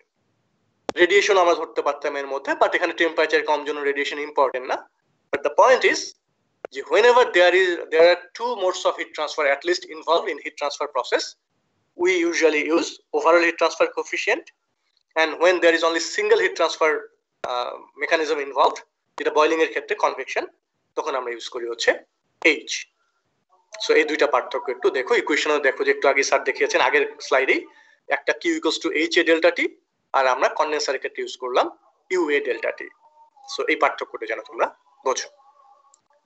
Rakib, আমার মনে হয় আমার আর কিছু বলার নেই, তুমি কন্টিনিউ করো প্লিজ। এই পর্যন্ত মোটামুটি আমাদের ক্যালকুলেশন। এরপরে হচ্ছে আমরা যেটা করব সেটা হিট ফ্লাক্স ওয়াল সুপারহিটেড এগেইনস্টে প্লট করব, এবং প্লট করলে যেহেতু আমরা এখানে শুধু নিউক্লিয়েট বয়লিং স্টাডি করতেছি, ওখানে আমাদের বয়লিং কার্ভের যে বিভিন্ন রিজন আছে ওই রিজনগুলো আমরা এখানে পাবো না, শুধু নিউক্লিয়েট বয়লিং এর যে অংশটুকু এই অংশটুকু পাওয়া যাবে। তো এখন আমরা যেহেতু ওই পুরো অংশটা পাচ্ছি না, আমাদের ক্রিটিক্যাল হিট ফ্লাক্স তো আমরা ম্যাক্সিমাম হিট ফ্লাক্স যেটা ছিল আমরা ওইটাকে বলতাম, বাট এইখানে যেহেতু আমরা অত দূর পর্যন্ত যাচ্ছি না, আমাদের এইখানে যে ম্যাক্সিমাম হিট ফ্লাক্স ওইটাকে আমরা ক্রিটিক্যাল হিট ফ্লাক্স বলবো, এবং এইটা আমাদের এক্সপেরিমেন্টের 1 নম্বর অবজেক্টিভ ছিল যে ক্রিটিক্যাল হিট ফ্লাক্সে ডিটারমাইন করা। সো এইটা আমরা এটা যখন প্লট করবা হিট ফ্লাক্স ওয়াল সুপারহিটেড এগেইনস্টে প্লট করার পরে এখান থেকে যে সর্বোচ্চ হিট ফ্লাক্সটা পাবো আমরা এটাকে ক্রিটিক্যাল হিট ফ্লাক্স বলবো। তো এই পর্যন্ত আমাদের ক্যালকুলেশন স্টেপ ছিল। তোমাদের যদি কারো কোনো কোশ্চেন থাকে জিজ্ঞাসা করতে পারো, না হলে আমরা মিটিংটা এন্ড করে দেব। স্যার গ্রাফটা কি লগ গ্রাফ? হ্যাঁ হ্যাঁ, লগ গ্রাফ। স্যার এটা তো স্যার সব জায়গায় অ্যাভেলেবল না, সেক্ষেত্রে স্যার আমরা চাচ্ছিলাম স্যার গ্রাফটা যদি আমরা এক্সেলে বা এরকম যদি কোনো ইয়াতে করতে পারি তাহলে বেটার হতো আর কি, কারণ লকডাউন দিয়ে দিয়েছে তো স্যার, লগ গ্রাফটা পাওয়াটা একটু মুশকিল স্যার। হ্যাঁ শিওর, আমি সব জায়গায় লগ গ্রাফ পাওয়া না গেলে তোমরা এক্সেলে প্লট করতে পারো, কোনো সমস্যা নেই। স্যার পুল বয়লিং কার্ভে আমার একটা কোয়েশ্চেন ছিল। বলো স্যার, ওই স্লাইডটাতে একটু গেলে ভালো হতো।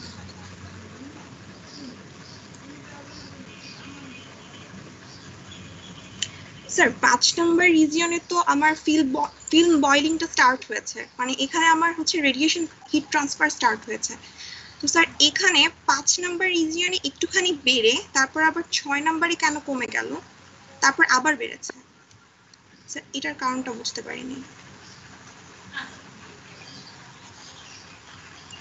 হ্যালো, হ্যাঁ আসলে নিচে যে তুমি নিচের দিকে যে অংশটা আসলে মোস্ট আনলাইকলি, এটা আমি ঠিক জানি না এখানে এটা এইভাবে দেখানো হয়েছে কেন। Usually it goes from 5, it goes through that dashed line. যে ড্যাশড লাইনটা দেখানো হয়েছে সেটাই, এটা সম্ভবত, আমি অ্যারোহেড যেহেতু দেয়া নেই, এটা সম্ভবত আমরা কি উল্টো দিক থেকে আসার সময়, কন্ডেনসেশনে আসার সময় এভাবে আসে কিনা আমি ঠিক শিওর না। দিস ইজ রাইট কোশ্চেন, আমার আগে এটা একটু দেখা উচিত ছিল, আমি হয়তো খেয়াল করিনি গ্রাফটা, বাট যে কোশ্চেন করেছে আমি খেয়াল করিনি কে। আমার মনে হয় তোমার এই জায়গাটা তুমি ধরে নাও যে ওই যে লাল করে ড্যাশ লাইনটা যেটা দেখানো হয়েছে, it will follow this line. জি স্যার। আর এই গ্রাফটা আরেকভাবে আঁকা যায়, তোমার উল্টো দিক থেকেও আসতে পারে। আমরা যদি উল্টো দিক থেকে আসি তাহলে গ্রাফটা দেখতে একটু অন্যরকম হয়, বাট আমরা এই ক্লাসে শুধুমাত্র যেটা করেছি পাওয়ার কন্ট্রোল বয়লিং আমরা সেটাই দেখি। তোমাদের স্যার যদি থিওরি ক্লাসে দেখেন তাহলে দেখতে পারবে। জি স্যার। এক্সপেরিমেন্টের যে ডাটা শিটটা এটা যে তোমাদের টিমসের ফাইল সেকশনে আপলোড করা থাকবে, ওইখান থেকে ডাটা শিটটা দেখবা। আর একটা এখানে ডেটা অ্যাসাইনমেন্ট শিটটা ক্রিয়েট দেওয়া করা আছে না লাস্টে রাকিব, একদম লাস্টে তো ডেটা শিটটা দেওয়া আছে। ডেটা শিটটা স্যার আমি এখন আপলোড করি নাই বোধহয়, আমি করে এই দেব। প্রেজেন্টেশনের শেষেই তো থাকার কথা। না প্রেজেন্টেশনে নাই স্যার, আমি আপলোড করে দিব নি স্যার। আচ্ছা। আর অ্যাসাইনমেন্ট ক্রিয়েট করা থাকবে, ওইখানে তোমরা রিপোর্টটা কমপ্লিট করে টাইমলি জমা দিয়ে দিবা, যে টাইমটা দেয়া থাকবে ওই টাইমের মধ্যে। স্যার আমরা কতক্ষণ টাইম পাবো স্যার?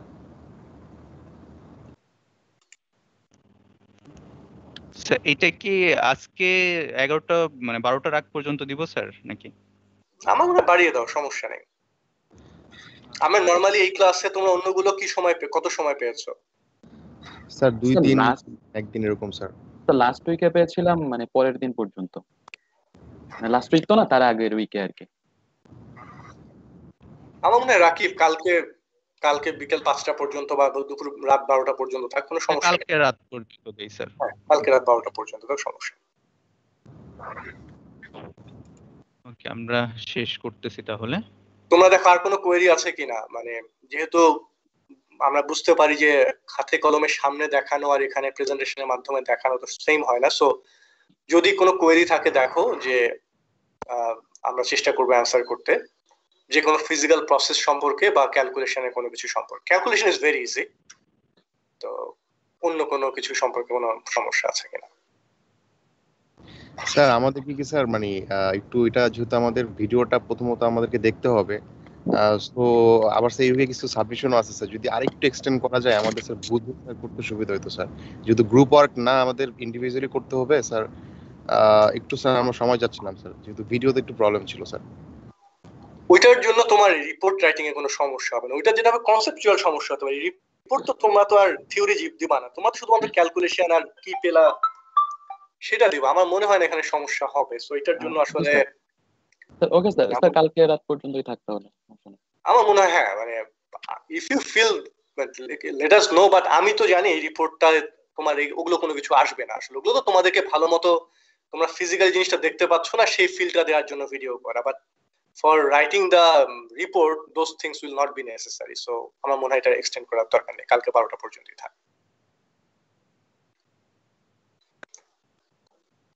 আমি জাস্ট আরেকবার ফাইনালি বলি, তোমরা একটু নিজেদের আগ্রহে বা ক্লাসে পড়ানোর সময় বাবল ফরমেশন, বাবল গ্রোথ এই ব্যাপারগুলো একটু ভালো করে বোঝার চেষ্টা করো।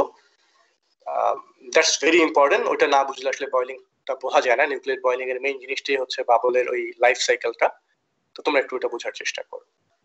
আর যদি কোনো কোশ্চেন না থাকে তাহলে হয়তো আমরা শেষ করতে পারি আজকে। স্যার ডিসকাশনে স্যার কি জাতে কথা লিখবো আর কি তোমাদের বলা আছে ওই রিপোর্টেই দেখবে যে তোমরা একটা হচ্ছে রেজাল্ট কি পেলে, তো আমার মনে হয় পুল বয়লিং কার্ভ সম্পর্কে একটু লেখা উচিত তোমাদের, যে তোমরা যে বয়লিং কার্ভটা পেলা সেটা সম্পর্কে, যে তোমরা শুধুমাত্র নিউক্লিয়েট বয়লিং এর ওই রেজিমটা দেখেছো, তোমার ক্রিটিক্যাল হিট ফ্লাক্স হিসেবে কাকে ধরলে, তারপরে তোমার এক্সপেরিমেন্টাল প্রসেস সম্পর্কে আমার মনে হয় কিছু অ্যাড করতে পারো। But the good thing is তোমাদের কোন জিনিসগুলো লিখতে মানে লেখা উচিত সেটা তোমাদের এই ল্যাব হ্যান্ডআউটেই একটু বলে দেওয়া আছে, সো আমার মনে হয় সেটা একটু তোমরা ফলো করো। আর আমি কিছু জিনিস বলেছি কেন করা হয়, এই জিনিসগুলো অবশ্যই তোমাদের থাকা উচিত। এই যে 75 কিলোপাস্কাল প্রেসারে কেন কনস্ট্যান্ট রাখা হলো, কিভাবে কনস্ট্যান্ট রাখা হলো, সেই জিনিসগুলো যেন আমার মনে হয় থাকা উচিত। সো এই যে এক্সপেরিমেন্টাল প্রসেসগুলো, প্রসেসের নুয়ান্স গুলো যেন থাকে সেখানে।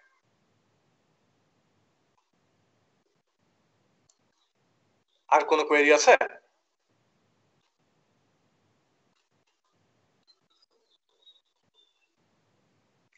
আমার মনে হয় নেই। রাকিব, তাহলে কি আমরা শেষ করতে পারি? শেষ করি। তোমাদের দেখো ডাটা শিটটা আপলোড করে দিছি টিমস এর ফাইল সেকশনে, সো ওখান থেকে ডাটা শিটটা দেখে নিবা। তাহলে শেষ করে দেই। স্যার অ্যাটেন্ডেন্সটা কি নেওয়া হয়ে গেছে? বাইরে অ্যাটেন্ডেন্স তো নিতে হয় না, অ্যাটেন্ডেন্স তো অটোমেটিক্যালি পাওয়া যায়। স্যার মানে স্যার কালকে আমাদের এইদিকে অনেক ঝড় হয়েছিল তো স্যার, তো আজকে স্যার একদম 11:30 পর্যন্ত কারেন্টই ছিল না স্যার আমাদের এইদিকে। না সে ঠিক আছে, বলতেছি অ্যাটেন্ডেন্স এই মিটিং থেকে অটোমেটিক্যালি পাওয়া যায়, অ্যাটেন্ডেন্স ওই একটা একটা করে নাম ডেকে নিতে হয় না। আচ্ছা, চিন্তা করো তোমাকে আমি প্রেজেন্ট ধরে নিলাম, চিন্তা করো না। তো ঠিক আছে, তাহলে আমরা শেষ করি। Thank you everyone. আর কোনো কোয়েরি থাকলে, বড় কোনো কোয়েরি থাকলে টিমসে দিতে পারো, আমরা চেষ্টা করবো অ্যাড্রেস করতে। ওকে, আল্লাহ হাফেজ তাহলে সবাই।